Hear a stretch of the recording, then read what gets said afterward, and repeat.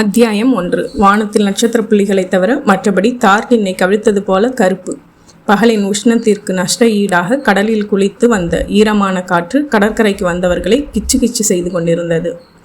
கோட்டூர்புரம் பாலம் கடந்ததும் இடதுபுறம் மனோகர் நகர் இருந்தது. மனோகர் நகர் பாட்டியின் பல்வரிசை போல் அங்கங்கே காலிமனைகளுடன் இருந்தது. சில வீடுகள் எலும்புக்கூடு நிலையில் இருக்க, சில வீடுகள் வர்ணம் பூசும் அலங்காரத்தில் இருக்க, சில வீடுகள் முந்தானால் கிரகப்பிரவேசம் முடித்து உருவம் வரையப்பட்ட புது பூசணிக்காய்களுடன் மின்ன.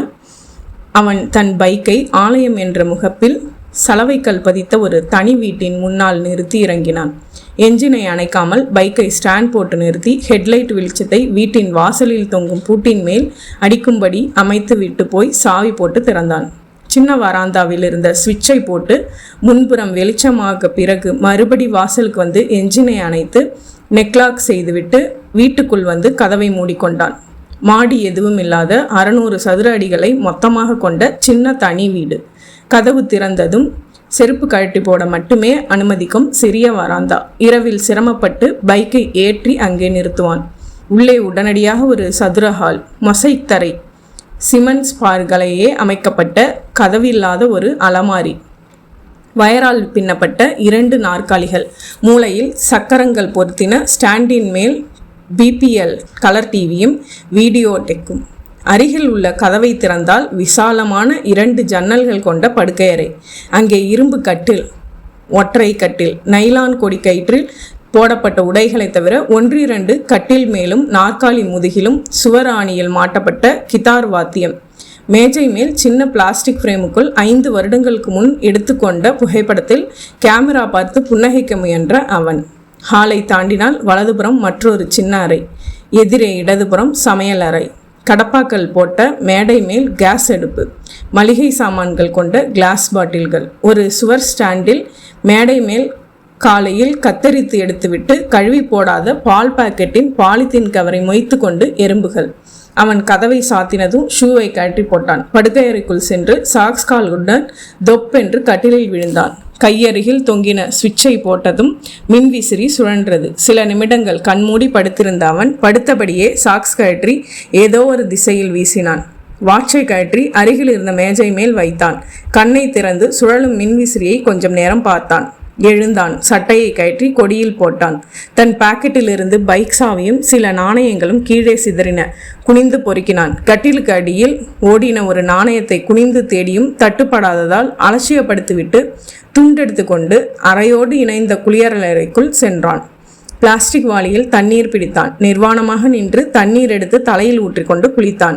அறைக்குள் வந்து கையில் அகப்பட்ட ஒரு கருப்பு காட்டன் டிஷர்ட்டை எடுத்து உதறி கழுத்து வழியாக அணிந்தான்.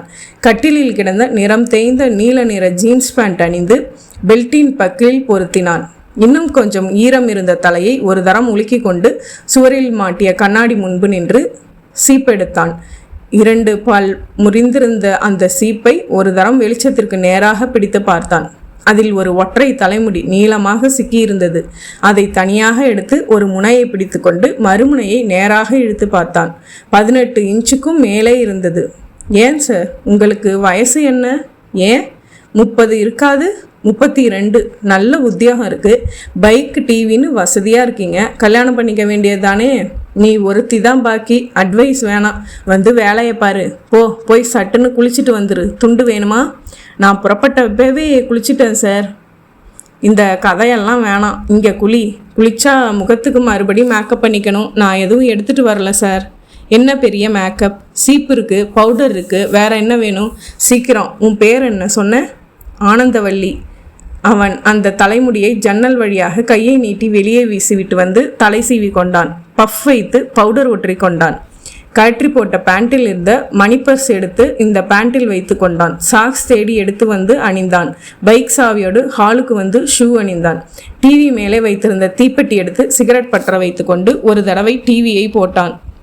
ஏங்க தங்கவேலு சார், பூச்சி விழுந்த இலைகளை செடியிலேருந்து கிள்ளி எடுத்ததுக்கு அப்புறம் தான் மருந்து அடிக்கணும்னு சொன்னீங்க. பெரிய இலைகளை மட்டும் கிள்ளணுமா இல்லை குருத்து இலைகளையும் கிள்ளிடணுமான்னு கொஞ்சம் சொன்னீங்கன்னா பரவாயில்ல.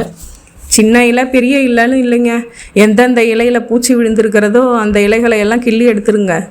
அப்போது பூச்சி விழுந்த எல்லா இலைகளையும் கிள்ளிடணும்னு சொல்கிறீங்களா? ஆமாங்க, அப்போதாங்க செடிக்கு பாதுகாப்பு. சரிங்க, இந்த கிள்ளி எடுத்த இலைகளை என்னங்க செய்கிறது? அந்த டிவியை சடக்கென்று அணைத்து விட்டு வீட்டை பூட்டி கொண்டு வாசலுக்கு வந்தான். சிகரெட் முடிந்த பிறகு புறப்படலாம் என்று பைக்கில் சாய்ந்தபடி நின்று புகைத்து கொண்டிருந்தான். ஹலோ சார், இப்போ தான் ஆஃபீஸ்லேருந்து வர்றீங்களா என்று அருகில் வந்தார். அதே தெருவில் குடியிருக்கும் ஜிப்பா போட்ட சுப்பிரமணி வீணை வித்வான். வாயில் வெற்றிலை குதப்பல். முதல்லையே வந்துட்டேன், இப்போ வெளியில் புறப்பட்டுக்கிட்டு இருக்கேன். ஒன்றுமில்லை, என் மச்சினி சௌந்தர்யான்னு பேர். 5.5 அடி உயரம், நல்லா செவப்பாக இருப்பா. வேலை எதுவும் கிடைக்கல, நான் தான் வீணை கற்றுக் கொடுத்துக்கிட்டு இருக்கேன். டான்ஸ் வேறு கற்றுக்கிறா. சினிமாவில் அறிமுகப்படுத்தணும்னு ஆசை. நீங்கள் பெரிய அட்வர்டைஸ்மெண்ட் கம்பெனியில் ஃபோட்டோகிராஃபராக இருக்கிறதால எந்த மாதிரி லைட்டிங் பண்ணி எடுப்பாக அழகாக ஃபோட்டோ எடுக்கலாம்னு விவரம் தெரிஞ்சவர். கொஞ்சம் டைம் ஒதுக்கி அவளை 2-3 ட்ரெஸ்ஸில் ஃபோட்டோ எடுத்து கொடுத்துருங்கன்னா அந்த ஃபோட்டோவை ஆல்பம் பண்ணி காட்டி சான்ஸ் கேட்குறதுக்கு சௌகரியமாக இருக்கும். எனக்கு நேரம் இருக்காது சார். அதுக்கு உண்டான சார்ஜை நீங்கள் வாங்கிக்கலாம் சார், அதான் முறை. நான் அதுக்கு சொல்லலை. ஞாயிற்றுக்கிழமை உங்களுக்கு லீவு தானே, அரை நாள் ஒதுக்கலாமே. எங்கள் வீடு சௌகரியம்னா எங்கள் வீட்டில் எடுக்கலாம், இல்லை உங்கள் வீட்டுக்கு அழைச்சிட்டு வர சொன்னாலும் சரி.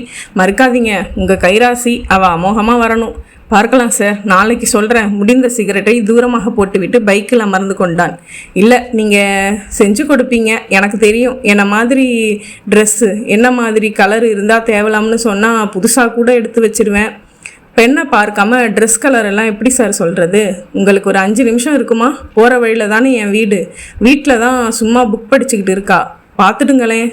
சரி வாங்க சார் என்றான் எரிச்சலை அடக்கி கொண்டு. சுப்பிரமணி பைக் பின்னால் அமர்ந்து கொண்டார். 40 அடி தூரத்தில் இருந்த அவர் மீட்டின் முன்னால் இறங்கி கொண்டு வேட்டியை மடித்து கட்டி கொண்டு வீட்டுக்குள் ஓடினார். அவன் பைக்கை சைடு ஸ்டாண்டில் நிறுத்திவிட்டு வீட்டுக்குள் வந்தான். அப்புறம் சாப்பிடலாம், அப்படியே கையலம்பிட்டு எழுந்து வா என்று சமையல் கட்டிலிருந்து அவர் குரல் கேட்டது. ஹாலுக்குள் வந்து இதோ வர்றா, உட்காருங்க சார் என்றார். சாப்பிட்டாச்சு, இதோ வாமா சௌந்தர்யா, இவர் தான் நான் சொன்னேன்ல உன்னை ஃபோட்டோ பிடிக்க போகிறவர். சௌந்தர்யா பாவாடை தாவணியில் இருந்தார். உயரம், சிவப்பு, இரட்டை பின்னல்கள், முகத்தில் தேவையில்லாமல் ஒரு கம்பீரம் இருந்தது. அடர்த்தியான புருவங்கள். தாவணி லேசாக விளங்கியிருந்ததை பற்றி கவலைப்படாமல் அதிர வந்து நின்று வணக்கம் சார் என்றாள். மேக்கப் போட்டால் தேறி விடுவாள் போலத்தான் இருந்தது. அவள் வணக்கம் சொல்லிவிட்டு உடனே எழுந்து கொண்டு சரிங்க, ட்ரெஸ் விவரம் நாளைக்கு சொல்கிறேன், புறப்படுறேன் என்று அவரிடம் சொல்லிவிட்டு வாசலுக்கு வந்தான். அவர் வாசலுக்கு பின்னாலேயே வந்து விட்டார். அந்த பெண்ணை பியூட்டி பார்லருக்கு அனுப்பி புருவத்தை ட்ரிம் பண்ண சொல்லுங்கள், ஒரு தடவை ஃபேஷியல் ப்ளீச்சிங் பண்ணிக்க சொல்லுங்கள். ஆமாம், உங்கள் ஒய்ஃப் எங்கே? அவள் இறந்து போய் 4 வருஷம் ஆச்சே. அப்படியா? வீட்டில் வேற யாரும் இல்லை, சௌந்தர்யாவும் நானும் தான். ஒரு சினிமா ஸ்டார் ஆனதும் நான் கல்யாணம்னு தீர்மானம் என்று தரை பார்த்து சிரித்தார். அப்படியா, சரி வரேன். நீங்கள் எந்த பக்கம் போகிறீங்க? ஏன், மவுண்ட் ரோடு போகணும், அந்த பக்கம்னா வழியில் இறங்கிக்கலாமேன்னு தான் கேட்டேன். இல்லை, அடையாறு போகிறேன். புறப்படுங்க, உங்கள் ஃப்ரெண்ட்ஸ் வெயிட் பண்ணிகிட்டு இருக்க போகிறாங்க. ஃப்ரெண்டு வீட்டுக்கு தானே? அவரை பார்த்து லேசாக சிரித்த அவன், இல்லை, ஒரு பெண்ணை கொலை செய்யறதுக்காக போகிறேன் என்பதை மனதிற்குள் சொல்லி கொண்டு புறப்பட்டான். ஒரே விவரத்தோடு அந்த அத்தியாயத்தை முடிக்கலாம். அவன் என்று குறிப்பிட்ட அவன் பெயர் ஈஸ்வர். அத்தியாயம் 2. ஒரு ஃப்ளாஷ்பேக். ஈஸ்வர், கண்ணை திறந்து பார்த்தா தானே சொல்ல முடியும். மேக்கப் போடுறது என் கண்ணு. நான் கண்ணை மூடிட்டு இருந்தா உனக்கு என்ன? நீ பாட்டுக்கு சொல்லு பரணி. சில சமயம் நான் யோசிக்கிறேன், என்னன்னு ஒரு கிராக்கு பையனை போய் எப்படி லவ் செஞ்சோம்னு. ஏய், பின்ன என்ன, அவனவன் எப்படா நம்மளால் பார்ப்போம்னு தவம் இருப்பான். நீங்கள் என்னடானா மடியில் படுத்துக்கிட்டு கண்ணை மூடிட்டா என்ன அர்த்தம்? நான் கற்பனையில் கண்ணுக்குள்ளேயே உன்னை என்னென்னவோ பண்ணிகிட்டு இருக்கேன்னு அர்த்தம். அது என்ன கற்பனை? மறக்காமல் அப்படியே சொல்லட்டுமா பரணி? அது அப்புறம் திட்டக்கூடாது. இல்லை, இந்த நிமிஷம் என் கற்பனையில் இந்த பீச்சில் நீ ஓடிக்கிட்டு இருக்க கடலை நோக்கி. இதில் திட்டத்துக்கு என்ன இருக்குது? பாத்ரூமில் குளிக்கிற போஸில் ஓடிக்கிட்டு இருக்க பரணி. ஏய் கருமோ, கண்ணை திறங்க படவா. இப்படி அசிங்கமாக கற்பனை பண்ணுறதுக்கு தான் என்ன வர சொன்னீங்களா? பாத்தியா, திட்டக்கூடாதுன்னு சொன்னேன்ல. மெகந்தி வச்சிருக்க, பியூட்டிஃபுல். உன் கைக்கு எவ்வளவு ஜோராக இருக்குது தெரியுமா? பேச்சை மாற்ற வேணாம். நேற்று ஏன் ஃபோன் செய்யலை? வேலையில் கொஞ்சம் பிஸி. என்ன பிஸி? வேற என்ன, ஒரு மாடல் கேர்ளை சோப்பு விளம்பரத்துக்காக ஃபோட்டோ எடுத்துக்கிட்டு இருந்தேன். அவள் பிரா ஜட்டியோட நின்னாலாக்கும். அதை பார்த்து சொல்லி விட்டீங்களாக்கும். அது கூட இல்லை பரணி, ஒரு நீளமான டவல் மட்டும்தான். ஷவர்லேருந்து தண்ணி கொட்டும். இவ தலை பூரா சோப்பு நிறை. கை தூக்கி கண் முன்னாடி தலையை கோதுற காட்சி. ஒரு ரோல் முழுக்க எடுத்தும் திருப்தி இல்லை, நாளைக்கு மறுபடியும் எடுக்கணும். ஏன் அவளை மறுபடியும் அந்த கோலத்தில் பார்க்கணுமா? தொழில் முறையாக இருக்கும் பணி. 15 பேருக்கு முன்னாடி லைட்ஸ் எல்லாம் போட்டு வச்சு ஃபோக்கஸ் சரியாக இருக்கா, லைட்டிங் சரியாக இருக்கா, போஸ் சரியாக இருக்கான்னு தான் கவனிக்க தோணும். கௌதம் புத்தர் நெஞ்சில் கை வச்சு சொல்லுங்கள், அப்போ சலனப்படவே மாட்டிங்களா? கொஞ்சோண்டு இருக்கும் பரணி, அதுதான் மனுஷன்னு அடையாளம் காட்டுற சங்கதி. தொழில் சிறந்ததையெல்லாம் 95% இருக்கும். இந்த சலனம் எல்லோருக்கும் பொது. போன வாரம் சினிமா பார்த்துக்கிட்டு இருந்தப்போ ஷாருக்கானை பார்த்து வாட் அ மேன்னு சொன்னியே இல்லையா? அது ஒரு ரசிகையாக சொன்ன கமெண்ட். அந்த ரசனைக்குள்ளே 5% சலனம் இருக்குது பரணி. நத்திங் ராங், இது நேச்சுரல்னு புரிஞ்சுக்கிட்டு என்னோட சண்டை போடாமல் இருன்னு தான் சொல்கிறேன். ஏதாச்சும் உளராதீங்க, நான் ஒன்றும் உங்களை மாதிரி நாக்க தொங்க போட்டுக்கிட்டு அலையிறதில்ல. என்ன அலைஞ்சாங்க? அன்னைக்கு உங்கள் ஆஃபீஸ் வந்தப்போ அந்த கேரளக்காரி முந்தானை விலகி இருக்கிறத கூட கவனிக்காமல் கெக்க பிக்கன்னு சிரிக்கிறா. நீங்களும் விழுந்து விழுந்து சிரிச்சிங்க. கேட்டதுக்கு என்னமோ ஜோக்குன்னு சொல்லி சமாளிச்சேனா? நிஜமாவே நான் ஒரு ஜோக் சொன்னேன், அதுக்கு தான் சிரிச்சுக்கிட்டு இருந்தோம் பரணி. அதான் எதுக்குன்னு கேட்குறேன். எதுக்காக அவகிட்ட நீங்கள் ஜோக் சொல்லணும்? ஒரு ஃப்ரெண்டு, கூட ஒர்க் பண்ணுறா, சகஜமாக பேசுவோம், சகஜமாக ஜோக் சொன்னேன். ஒரு ஃப்ரெண்டுக்கிட்ட பலான ஜோக் எதுக்கு? பலான ஜோக் அவகிட்ட சொன்னேன்னு உனக்கு தெரியுமா? வேற என்ன சொல்லியிருக்க போகிறீங்க? டீசண்டான ஜோக்கே இல்லையா உலகத்தில்? ஏன் உன் பார்வை இவ்வளவு குறுகலாக இருக்குது? இதோ பாரு, அப்படியே உனக்கு என் மேலே நம்பிக்கையே இல்லையா? சபலத்தை பொறுத்த வரைக்கும் எல்லா ஆம்பளைங்களுக்கும் ஒரே மாதிரி தான் ஈஸ்வர். அனாவசியமாக நீ வம்பு இழுக்கிற. நீயே பேத்தலாக ஒரு முடிவுக்கு வந்துட்டா சரியாக போச்சா? முதல்ல இந்த சந்தேகத்தை விடு. காதலில் சந்தேகம் மட்டும் வரவே கூடாது. அது நீங்கள் நடந்துக்கிற விதத்தை பொறுத்தது. நான் ராமன் மாதிரி என் இதயச்சுக்கு இழிச்சு பார்த்தா உள்ளே நீ மட்டும்தான் இருப்பேன்னு என்னால் நாடகத்தனமாக டயலாக் சொல்ல முடியாது Bharani. But I love you and you only. வாயால் சொல்கிறது மனசுலையும் பதிஞ்சிருந்தா சரிதான். பாத்தியா, மறுபடி சந்தேகம். கையை எடுங்க, அதான் இருட்டிடுச்சே. அத்தியாயம் 3. ஸ்டார் டிவியில் வைரம் கண்டுபிடிக்கும் நிகழ்ச்சியை படுக்கையில் படுத்து கால்களை அசைத்தபடி பார்த்து கொண்டிருந்தாள் திவ்யா. திவ்யா இரவு உடையில் இருந்தாள். கூந்தலை லூசாக அலைய விட்டிருந்தாள். தங்கச்செயினில் தாலியை கோர்த்திருந்தாள். முகம் அத்தனை அழகென்று சொல்ல முடியாது. ஆனால் கச்சிதமான உடலமைப்பும் நாகரீக ஒப்பனையும் அவளிடம் கவர்ச்சியை ஏற்படுத்தியிருந்தது. திவ்யாவுக்கு அந்த நிகழ்ச்சி போர் அடித்தது. எழுந்து சென்று டிவியை அணைத்துவிட்டு புத்தகம் எடுத்து கொண்டு வந்து கட்டிலில் அமர்ந்தாள். முதுகுக்கு 2 தலையணைகள் கொடுத்து சாய்ந்து புத்தகத்தை புரட்டினாள். வானத்தில் நட்சத்திர புள்ளிகளை தவிர மற்றபடி தார்டினை கவிழ்த்தது போல கருப்பு. பகலின் உஷ்ணத்திற்கு நஷ்ட ஈடாக கடலில் குளித்து வந்த ஈரமான காற்று கடற்கரைக்கு வந்தவர்களை கிச்சு செய்து கொண்டிருந்தது. டெலிஃபோன் ஒலித்தது. புத்தகத்தை கவிழ்த்து வைத்துவிட்டு நகர்த்தமென்று எடுத்து ஹலோ என்றாள். ஹாய் திவ்யா, என்னங்க எப்படி இருக்கீங்க என்றால் முகமலர்ச்சியுடன். ஃபைன், நீ எப்படி இருக்க? நல்லா தான் இருக்கேன். நேற்று ஃபோன் செய்கிறேன்னு சொன்னீங்களே, ஏன் செய்யலை? கொஞ்சம் வேலையாக போயிடுச்சு திவ்யா. ராத்திரி 10:30 மணிக்கு நான் ஹோட்டலுக்கு ஃபோன் செஞ்சேன். நீங்கள் இன்னும் திரும்பலைன்னு சொன்னாங்க. 10:30 மணி வரைக்கும் என்ன வேலை உங்களுக்கு? திவ்யா, அந்த கம்பெனி மேனேஜர் எனக்கு பார்ட்டி கொடுத்தார். தனி பார்ட்டியா? ஆமாம், அவாய்ட் பண்ண முடியல திவ்யா. வேணாம்னா அவன் விடுறதா இல்லை. நான் குடித்தா என் பொண்டாட்டிக்கு பிடிக்காதியான்னு கூட சொல்லி பார்த்தேன். விடலை, ரொம்ப வற்புறுத்தினா. சரின்னு. எத்தனை மணிக்கு ரூமுக்கு திரும்பி வந்தீங்க? 1 மணி ஆயிடுச்சு. நீங்களா வந்தீங்களா இல்லை 2 பேர் தூக்கிட்டு வந்து படுக்க வச்சாங்களா? பார்த்தியா, வாருறியே. Just 2 pegs Divya. எத்தனை மணிக்கு பார்ட்டி ஆரம்பிச்சுது? 9 மணிக்கு. 1 மணி வரைக்கும் 2 பெக்கு தான் குடிச்சிங்களா? நேரில் கேட்டால் உன் தலையில் அடித்து சத்தியம் செய்யலாம். இப்போ டெலிஃபோனில் அடித்து தான் சத்தியம் செய்யணும். பார்ட்டி எங்கே? அவர் வீட்லையே வா. ஆமாம், இதெல்லாம் அவர் ஃபேமிலிக்கு ரொம்ப சகஜம் திவ்யா. இன்ஃபேக்ட் அவர் ஒய்ஃப் கூட பார்ட்டியில் கலந்துக்கிட்டாங்க. அவரோட பொண்ணு சர்வ் செஞ்சா. சரிதான், பின்ன ஏன் இவ்வளவு நேரம் ஆகாது? அந்த பொண்ணும் தண்ணி அடித்தாளா? Only pier. ஒரு ரவுண்டுக்கு அப்புறம் அவள் மியூசிக் போட்டுட்டு டான்ஸ் ஆடி இருக்கணுமே. நேரில் பார்த்த மாதிரி எப்படி கரெக்டாக சொல்கிற?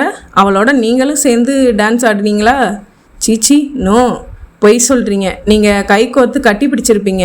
ஏய், இல்லைன்னு சொன்னால் கேட்கணும். உங்ககிட்ட இருந்து ஆர்டர் வாங்குறதுக்காக அந்த மேனேஜர் எது வேணாலும் செஞ்சுருப்பான். எனக்கு தெரியும். அந்த பெண்ணோட டான்ஸ் ஆடிட்டு அப்படியே ரூம்குள்ளே அடைச்சிட்டு போயிருப்பீங்க. அதுதான் late. Divya, this is too much. யார்கிட்டையும் பேசுகிறோம், என்ன பேசுகிறோம்னு யோசிச்சு தான் பேசுகிறியா? நினச்சிருந்தா நான் பார்ட்டிக்கு போனதையே மறைச்சி சினிமா போயிருந்ததா சொல்லியிருக்க முடியாதா? எதையும் மறைக்காமல் சொல்லிடலாம்னு பார்த்தா ரொம்ப ஓவராக பேசுகிறியே. நான் அந்த டைப் இல்லை. கல்யாணமாகி 2 வருஷமாகியும் இன்னும் என்னை புரிஞ்சுக்கலையா நீ? திவ்யா எதுவும் பேசாமல் அமைதியாக இருந்தாள்.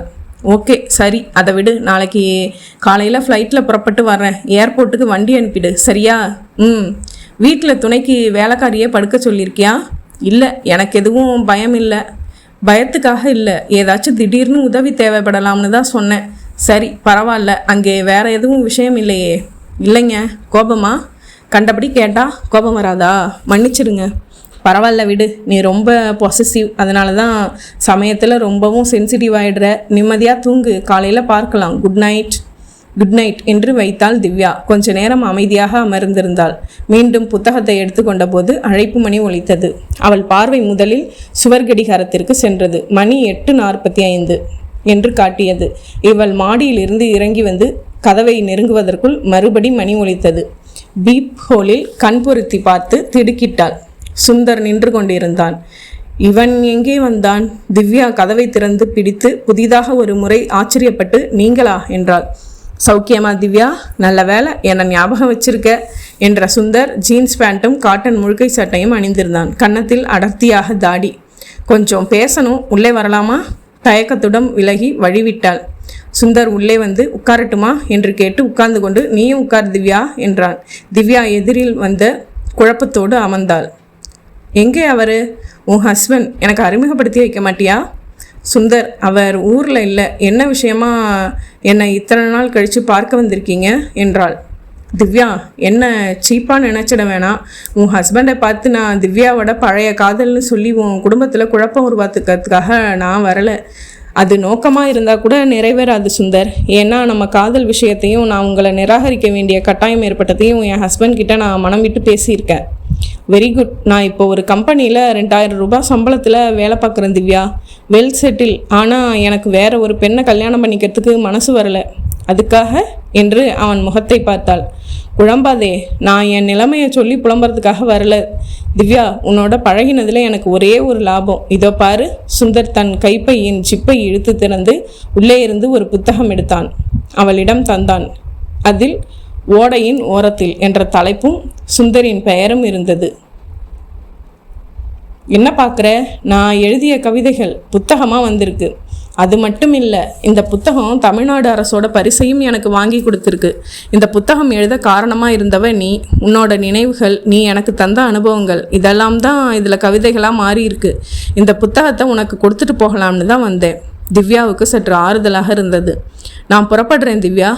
உன்னை ஒன்று கேட்கலாமா? என்ன? நீ சந்தோஷமாக இருக்கியா?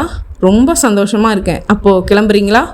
சரி என்று எழுந்து கொண்டான். நடந்தான். வாசலை தாண்டியவன் நின்று அவளை ஒரு தரம் பார்த்தான். குட் நைட் என்று அவசரமாக கதவை சாத்தினான். மாடிப்படிகளை நோக்கி நடந்தாள். மீண்டும் அழைப்பு மணி ஒலித்தது. வேகமாக வந்து கதவை திறந்து, இன்னும் என்ன சொல்லணும் என்று படபடத்தவள் எதிரே நிற்பவன் சுந்தர் இல்லை என்பதை உணர்ந்து தடுமாறினாள். நான் வேற ஒருத்தரை நினச்சி, உங்களுக்கு என்ன வேணும்? விஸ்வம் இருக்காரா? நான் அவரோட ஃப்ரெண்டு என்றான் ஈஸ்வர். அவர் ஊரில் இல்லையே, நாளைக்கு காலையில் தான் வருவார். அப்படியா? சரி, ஒரு வாரம் ஒரு விவரம் கேட்டிருந்தாரு, கொண்டாந்துருக்கேன். அவர்கிட்ட கொடுத்துட்றீங்களா? சரி கொடுங்க. ஈஸ்வர் தன் பேன் பாக்கெட்டிலிருந்து மணிப்பர்ஸ் எடுத்து அதற்குள் எதையோ தேடுபவன் போல பாவனை செய்து உள்ளே வெளிச்சத்தில் பார்க்க முற்படுபவன் போல இயல்பாக வீட்டுக்குள் வந்து தேடினான். அப்போதுதான் திவ்யா அவன் கைகளில் கிளவுஸ் அணிந்திருப்பதை கவனித்தாள். மணிப்பர்சுக்குள்ளிருந்து ஒரு சுருட்டப்பட்ட கம்பியை எடுத்து பார்த்து அதை எதற்கு எடுக்கிறான் என்று அவள் யோசிக்கும் முன்பாக ஈஸ்வர் அவள் அருகில் வந்து அந்த கம்பியை அவள் கழுத்தில் சுற்றி அவளை கொஞ்சமும் கத்துவதற்கு அனுமதிக்காமல் 2 பக்கமும் பிடித்து இழுத்தான். திவ்யா எதிர்பாராத இந்த தாக்குதலில் நிலை குலைந்து போய் மீச்சு விட துடைத்தாள். கண்கள் பெரிதாகின. கம்பி கழுத்தை அறுக்க துவங்கி ரத்தம் வழிய துவங்கியது. வாயிலிருந்து ரத்தம் வர அவளுடைய சத்தம் இல்லாத எதிர்ப்பு போராட்டம் ஒரு நிமிடத்திற்குள்ளாகவே முடிந்தது. அவளை தரையில் கிடத்திவிட்டு கம்பியை அவள் கழுத்தில் இருந்து விடுவித்த ஈஸ்வர் நடந்து ஹாலின் ஓரத்தில் இருந்த வாஷ்பேஷனை அடைந்தான். கம்பியில் படிந்திருந்த இரத்தத்தை கழுவினான். கம்பியை முன்போல சுருட்டினான். மணிப்பர்சுக்குள் வைத்து கொண்டான். அவளை தாண்டி வாசலுக்கு நடக்கும்போது ஒரு வினாடி நின்று திறந்து விரைத்து போயிருந்த திவ்யாவின் விழிகளை பார்த்தான். கடந்து நடந்தான். வாசல் கதவை இழுத்து மூடிவிட்டு தெருவில் நடந்தான். தெருமுனையில் நிறுத்தியிருந்த தன் பைக்கில் அமர்ந்து ஒரு சிகரெட் பற்ற வைத்து கொண்ட பிறகு புறப்பட்டான். அவள் பெயர் என்ன சொன்னார் வித்வான்? சௌந்தர்யா. விசாரிக்க வேண்டும். யாரையாவது காதலிக்கிறாளா என்று விசாரிக்க வேண்டும். அதுக்கப்புறம் இன்னொரு கேள்வி கேட்க வேண்டும். சௌந்தர்யா கொஞ்சம் இடுப்பு சதையை குறைத்தால் நல்லது. சிகரெட் பிடித்தபடி பைக்கை ஓட்டி கொண்டிருந்தான் ஈஸ்வர். அத்தியாயம் 4. Eswar, hi Bharani, what a surprise. வா, உள்ளே வா. இதென்ன காலங்காத்தால் இப்படி ஒரு திடீர் விஜயம்? ஏன் வரக்கூடாதா? அதுக்கு இல்லை, நீ வரப்போறன்னு முன்கூட்டியே தெரிஞ்சா இந்த ரூமை இன்னும் கொஞ்சம் சுத்தம் பண்ணி வச்சுருப்பேன். பாரு, உன்னை உட்கார வைக்கிறதுக்கு கூட திணற வேண்டியிருக்கு. இப்படி உட்காரு. ஈஸ்வர், ஒரு பேச்சுலர்ஸ் ரூம்னை அதை கந்தர்வ கோலமாக வச்சிருக்கணும்னு ஏதாச்சும் ரூல்ஸ் இருக்கா? அது சரி, இதென்ன புக்கு? ஏய் கொண்டாத, அதெல்லாம் நீ பார்க்காத. இல்லை பார்ப்பேன். என்ன புக்கு இது? சரி பாரு. சி கருமம். என்ன ஈஸ்வர், இந்த மாதிரி புக்ஸ் எல்லாம் வச்சுருக்கேன்? நீ மோசம்பா. கலைக்கண்ணோட பார்த்தா கலை தான் தெரியும் பரணி. இதை ஒன்று சொல்லிடுவீங்களே. ஆக்சுவலாக இந்த மாதிரி நியூஸ் ஃபோட்டோஸை உள்ள புக் வாங்கி பார்க்குறது அதில் உள்ள போஸுக்காக. சில படங்களில் லைட்டிங் பிரமாதமாக இருக்கும். அந்த புக்கை கூட அதில் ஒரு படம் காட்டுறேன் பாரு. ஒன்றும் வேணாம், பேசாமல் இருங்க. இன்னும் குளிக்கலையா? இல்லை. ஏன்? இன்றைக்கி ஆஃபீஸ் போகிறதா? இல்லை, நேற்று ஒரு அப்பாயின்மெண்ட்டு முடிக்க ராத்திரி 3 மணி ஆயிடுச்சு. அதனால் இன்றைக்கி லீவ் சொல்லிவிட்டு வந்துட்டேன். நல்லதாக போச்சு. ஒரு ஐடியா பண்ணலாமா? என்ன? எங்கேயாச்சும் அவுட்டிங் போகலாம்னு கூப்பிட வந்தேன். இங்கே வந்ததும் வேற ஒரு ஐடியா வந்துச்சு. நம்ம இல்லறத்துக்கு ஒரு நாள் ஒத்திகையாக இன்றைக்கி வச்சுக்கிட்டா எப்படி? What to you mean? நீங்கள் தான் புருஷனா, நான் தான் பொண்டாட்டியா. உங்களுக்கு குளிக்கிறதுக்கு ஏற்பாடு செய்வேனா, டிஃபன் செஞ்சு தருவேனா, அப்புறம் கடைக்கு போய் 2 பேருமா செலக்ட் பண்ணி காய்கறி வாங்கிட்டு வர்றோமா. நான் சமையல் செய்கிறேன்னா நீங்கள் சகிச்சுக்கிட்டு சாப்பிட்றீங்களாம். அப்புறம் 2 பேரும் செஸ் விளையாடுறோமாம். எப்படி ஐடியா? எல்லாம் சரி, உன் வெத்திகையில் முக்கியமாக ஒன்று குறையுது. என்ன அது? புருஷன் இருந்தாப்புல இருந்து பொண்டாட்டியை உத்து பார்ப்பானா. என்னங்க இப்படி பார்க்குறீங்கன்னு அவ நெளிவாளாம். இன்னைக்கு நீ ரொம்ப அழகாக இருக்க தெரியுமான்னு சொல்லி அப்படியே தூக்கிட்டு வந்து கட்டிலில் போட்டு மேட்னி ஷோ ஆரம்பிப்பானாம். ஏய், புருஷன் பொண்டாட்டினா இதுவும் தான் இருக்கும். ஒரு ஒத்திகை பார்க்குறதுனா சரியாக முழுசாக பார்த்துட வேணாமா? நாளைக்கு சாந்தி முகூர்த்த சமயத்தில் திருன்னு முழிச்சிட்டு இருக்க வேண்டியதில்லை பாரு. ஈஸ்வர், போதும். இது மட்டும் கிடையாது, மற்றதெல்லாம் உண்டு. கமான், எந்திரிச்சு குளிக்க போங்க. வெந்நீரா பச்சை தண்ணியா? பச்சை தண்ணி தான். முதுகுச்சு விடுவதானே. அலையாதேயா, சமத்தா குளிச்சுட்டு வா. உன்னோட சமையல் கட்டில் டிஃபன் செய்கிற மாதிரி என்ன வச்சுருக்கீங்கன்னு பார்க்குறேன். என்ன ஈஸ்வர், என்ன அப்படி பார்க்குறீங்க? பரணி, இன்னைக்கு நீ எவ்வளவு அழகாக இருக்க தெரியுமா? நோ, நம்ம ஒத்திகையில் அந்த சீன் கிடையாதுன்னு சொன்னேனா இல்லையா? அதுவும் குளிக்க கூட செய்யாமல் குளிச்சுட்டு வந்தா ஓகேவா? பார்க்கலாம். ஒரு லிமிட் வச்சு தான் அலோவ் பண்ணுவேன் மை டியர் செல்ல ராஸ்கல். போதுமே, அது போதுமே. 1லேருந்து 10 எண்ணு, குளிச்சுட்டு வந்துடுறேன். அத்தியாயம் 5. இன்ஸ்பெக்டர் புருஷோத்தமன் கிளாஸை அசைத்து அசைத்து டீ குடித்து முடித்ததும் தீப்பெட்டி எடுத்து அதிலிருந்து ஒரு குச்சி எடுத்து திருப்பி நன்றாக சாய்ந்து அமர்ந்து கொண்டு காதுக்குள் நுழைத்து நோண்ட துவங்கிய போது அப்புறம் என்றார். எதிரே நின்று கொண்டிருந்த அந்த வயதான பெரியவர் பணிவாக குனிந்து, வீட்டில் பூந்து தூங்கிட்டு இருந்த என் பையனை 3 பேர் சேர்ந்து உதன்னு உதச்சி போட்டுட்டானுங்க. நான் பையனை ரிக்ஷாவில் தூக்கி போட்டு ஆஸ்பத்திரிக்கு கொண்டாந்தேன். 2 இடத்துல எலும்பு முறிஞ்சு போச்சுதுங்க. கட்டு போட்டிருக்காங்க. இன்னும் மயக்கம் தெரியலைங்க ஐயா. கம்ப்ளைண்ட் எடுத்துக்கிட்டு அந்த பசங்களை பிடிச்சி உள்ளே போடணுங்க. வைத்திய செலவுக்கு ஏற்பாடு செய்யணுங்க. நான் தினக்கூலிக்காரங்க. 1000 கணக்கில் செலவாகுங்க. என்னால் தாங்க முடியாதுங்க. அவர் அழ துவங்கினார். யோ, ஒப்பாரி வைக்கிறதெல்லாம் உன் வீட்டோட வச்சுக்கணும். இது ஸ்டேஷன். நான் கான்ஸ்டபிளை விட்டு விசாரிக்க வச்சுட்டேன். உன் பையன் அவங்க கிட்ட பொண்ணை கட்டிப்பிடிச்சி கிஸ் அடிச்சிருக்காயா? அதுவும் பள்ளிக்கூடத்துக்கு போகிற வழியில் நடு ரோட்டில். இப்படி செஞ்சால் வீட்டுக்கு வந்து உதைக்காம பாக்குவத்தில் மாற்றி பரிமாரசமாக போடுவாங்க. ஐயா, நம்பாதீங்க. அவனுக்கு அப்படியே ஒரு கதையை செட்டப் செஞ்சு சொல்லியிருக்கானுங்க. என் பையன் அப்படிப்பட்டவன் இல்லைங்க. வீட்டு வாசலில் கட்சி தலைவரோட படத்தை ஒட்டினாங்க. அவ்வளவு தாங்க இவன் செஞ்சது. தெருவில் இருக்கிற அந்த எதிர்கட்சிக்கார பசங்க அந்த படத்தை கிழிடா, எங்கள் தலைவர் படத்தை ஒட்டுன்னு தகராறு செஞ்சுருக்காங்க. இவன் முடியாதுன்னு இருக்கான். அதுக்கு தாங்க வீடு புகுந்து என் பையனை அடித்து போட்டுட்டு தலைவர் படத்தையும் கிழிச்சு போட்டுட்டு போயிட்டாங்க. வேணும்னா வந்து பாருங்க, பாதி கிழிஞ்ச படம் செவுத்துல அப்படியே இருக்கும். இன்ஸ்பெக்டர் காது குடைவதை நிறுத்தாமல், பெரியவரே, அவங்க என்ன சொல்கிறாங்கன்னா, இந்த மாதிரி புகார் கொடுத்து காசு வாங்கிறதுக்காக நீயே அந்த படத்தை கிழிச்சு விட்டுட்டதா சொல்கிறாங்க. ஐயோ, இது அபாண்டங்க. சத்தியமாக இல்லை சார். அவனுங்க படத்தை கிழிச்சதை யார் பார்த்தது? நான் பார்த்தேங்க. நீ பாதிக்கப்பட்டவனுக்கு அப்பையா, நீ பார்க்குறனாலும் பார்த்ததாத்தான் சொல்லுவேன். வேற யார் பார்த்தது? வேற யாரும் பார்க்கலிங்க ஐயா. ஆனால் உன் பையன் அவங்க வீட்டு பெண்ணை கட்டி பிடிச்சதை 4 பேர் பார்த்துருக்காங்களே, சாட்சி சொல்கிறதுக்கும் தயாராக இருக்காங்களே. பொண்ணுக்கு நாளைக்கு கல்யாணம் ஆகணுமா இல்லையா? பேர் கெட்டு போயிடாதுன்னு புகார் கொடுக்க விரும்பலை. இப்போ அந்த பொண்ணு மட்டும் கையெழுத்து போட்டு ஒரு புகார் கொடுத்துச்சின்னு வச்சுக்க, கற்பழிக்க முயற்சின்னு சொல்லி நான் உன் பையனை கைது செஞ்சு உள்ளார வச்சு கேஸ் போடலாம். அதனால் இந்தா உன்னோட புகாரை இன்னும் நான் ஃபைல் செய்யலை, வாங்கிட்டு போய் கிழிச்சு போட்டுடு. உன் புகாரை என்ட்ரி போட்டால் அவங்களும் புகார் கொடுக்க தயாராக இருக்காங்க. அது உனக்கு தான் பாதிப்பு. சமாதானமாக போயிடியா பேசாமல்? இந்தா. பெரியவர் தம் விம்மலை அடக்கி கொண்டு சில வினாடிகள் அவரையே பார்த்துவிட்டு அந்த புகாரை கையில் வாங்கி கொண்டு தளர்வாக நடந்து வெளியேறியதும் தன் நாற்காலியில் பின்னால் தள்ளி எழுந்தார் சப் இன்ஸ்பெக்டர் தயாளன். நேராக இன்ஸ்பெக்டரிடம் வந்தார். குரலை குறைத்து பேசினார். சார், இது கொஞ்சம் கூட நியாயம் இல்லை சார். என்ன நியாயம் இல்லை? அந்த பார்ட்டி நேற்று உங்களை பார்த்து பேசுனது, பேண்ட்லேருந்து கவர் எடுத்து கொடுத்தது, நீங்கள் வாங்கி வச்சுக்கிட்டது எல்லாத்தையும் நான் பார்த்துக்கிட்டு தான் இருந்தேன். ஓரளவுக்காவது மனசாட்சிப்படி நடக்கணும் சார். தினக்கூலிக்காரன்னு சொன்னார். அவர் வயசை பார்த்தீங்களா? நிலைமையை பார்த்தீங்களா? அனாவசியமாக தகராறு செஞ்சு அடித்து போட்டுட்டு போனவங்கள கண்டித்து செலவு பூராவையும் ஏற்றுக்க சொல்கிறது தான் சரியான நியாயமாக இருக்கும். அதை விட்டுட்டு இப்படி அவரை திருப்பி அனுப்பிச்சிட்டிங்களே. தீக்குச்சியை குப்பை கூடையில் வீசிய புருஷோத்தமன், பேசி முடிச்சாச்சா என்றார் எரிச்சலாக. என் மனசில் பட்டதை சொன்னேன். அது தப்பில்லை. யார்கிட்ட சொல்கிறோன்னு தான் புரியலை தயாளன். நான் இங்கே இன்ஸ்பெக்டர், உங்களுக்கு சீனியர், அது ஞாபகம் இருக்கட்டும். எதை எப்படி நடத்தணும்னு எனக்கு தெரியும். எனக்கு நியாயம் சொல்கிற அதிக பிரசங்கித்தனம் எல்லாம் வேணாம். நேற்று அந்த பார்ட்டி வந்தப்போ அவங்களோட அட்ரஸ் கேட்டேன். விசிட்டிங் கார்டு கொடுத்தாங்க, வாங்கி வச்சுக்கிட்டேன். அதை போய் கவர் வாங்கினதா சொல்கிறீங்களே. விட்டால் விஜிலன்ஸுக்கு தகவல் தருவீங்க போல இருக்கே. உங்கள் வேலை எதுவோ அதை மட்டும் பார்த்தா நல்லது, புரிஞ்சுதா என்றார் அழுத்தமாக.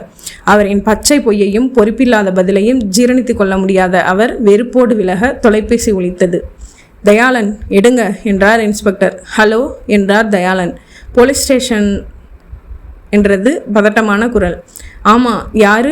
என் பேர் சீனிவாசன். இங்கே அடையாறில் கற்பகம் கார்டன்ஸில் 108ஆம் நம்பர் வீடு என்னோடது. என் வீட்டுக்கு எதிரில் மிஸ்டர் விஸ்வம்னு ஒருத்தர் இருக்கார். எனக்கு பழக்கம். தினம் காலையில் அவர் வீட்டுக்கு போய் ஹிண்டு பேப்பர் 10 நிமிஷம் புரட்டிட்டு வருவேன். விஷயம் என்ன? அதை சொல்லுங்கள் சார். இப்போது பேப்பர் படிக்க அவர் வீட்டுக்கு போனேன். பெல் அடித்தேன், பதில் இல்லை. கதவு லேசாக திறந்துருந்துச்சு. உள்ளே பார்த்தா விஸ்வத்தோட மிஸ்ஸஸ் திவ்யா செத்து கிடக்குறாங்க சார். வாயிலையும் கழுத்துலையும் ரத்தம். பார்த்தா கொலை மாதிரி தெரியுது. உங்கள் பேர் என்ன? அதான் சொன்னனே, சீனிவாசன். Retired man. கலெக்டர் ஆஃபீஸில் ஹெட் கிளர்க்காக இருந்தேன்.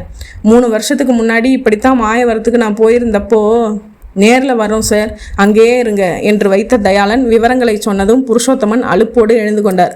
போச்சுடா, மர்டர்னாலே எனக்கு அலர்ஜி. ஏகப்பட்ட வேலை இழுத்துடும். சரி, வாங்க போகலாம். மேஜை மேலிருந்த தொப்பியை எடுத்துக்கொண்டு போனார். அத்தியாயம் 6. Hello, Eshwar speaking. Hello sir, என் பேர் ஜான்சி. ரொம்ப நாளாக உங்களோட பேசணும்னு ஆசை. இன்றைக்கி தான் உங்களோட பேச தைரியம் கிடச்சிது. நீங்கள் யாருன்னு எனக்கு தெரியலையே. நீங்கள் வேலை பார்க்குறீங்களே அட்வர்டைஸ்மெண்ட் ஏஜென்சி, அதே பில்டிங்கில் தான் நான் வேலை செய்கிற ஆஃபீஸும் இருக்குது. அப்படியா? நீங்கள் ஆஃபீஸ்க்கு வர்றப்போ போகிறப்போ பல தடவை நான் உங்களை பார்த்துருக்கேன். நீங்கள் கூட என்னை இருக்கலாம். சரி, என்ன விஷயமா ஃபோன் செஞ்சீங்க? உங்கள் வயசு என்ன சார்? 28. என் வயசு 20. ஒரு 20 வயசு பொண்ணு 28 வயசு இளைஞனுக்கு அவளே ஃபோன் செஞ்சு பேசினா என்ன அர்த்தம்னு புரியலையா? புரியலையே.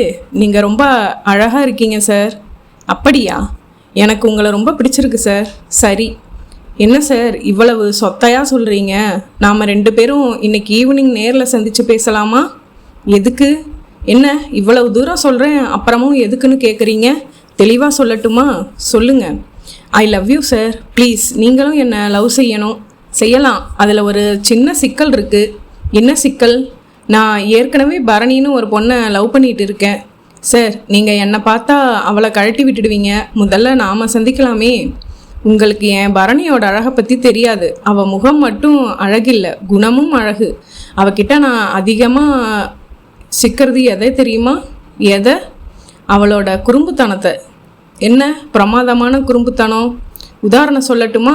திடீர்னு ஃபோன் செஞ்சு ரிசீவரில் துணி போட்டு குரலை மாற்றி நான் ஜான்சி பேசுகிறேன்னு சொல்லுவா. ஏய் ஈஸ்வர், கண்டுபிடிச்சிட்டிங்களா? முதல் வார்த்தை நீ பேசுனதுமே கண்டுபிடிச்சிட்டேன் பரணி. பின்ன ஏன் தொடர்ந்து அரட்டை அடிச்சிங்க? உனக்கு இந்த ட்ராமாவில் கிடைக்கிற சுவாரஸ்யத்தை கெடுக்க வேண்டாமேன்னு தான். எப்படி கண்டுபிடிச்சிங்க நான் தான் குரலை மாற்றி பேசினேன்னு? நீ எப்படி மாற்றி பேசினாலும் கண்டுபிடிப்பேன். நீ எப்படி பேசுவேன்னு ஒரு தொனி இருக்கே, அது எனக்குள்ளே பதிஞ்சிருக்கு. சரி சொல்லு, இப்படி கலாட்டா பண்ணுறதுக்கு தான் ஃபோன் செஞ்சியா? இல்லை, இன்னைக்கு ஈவினிங் வெளியில் போகிறோம்.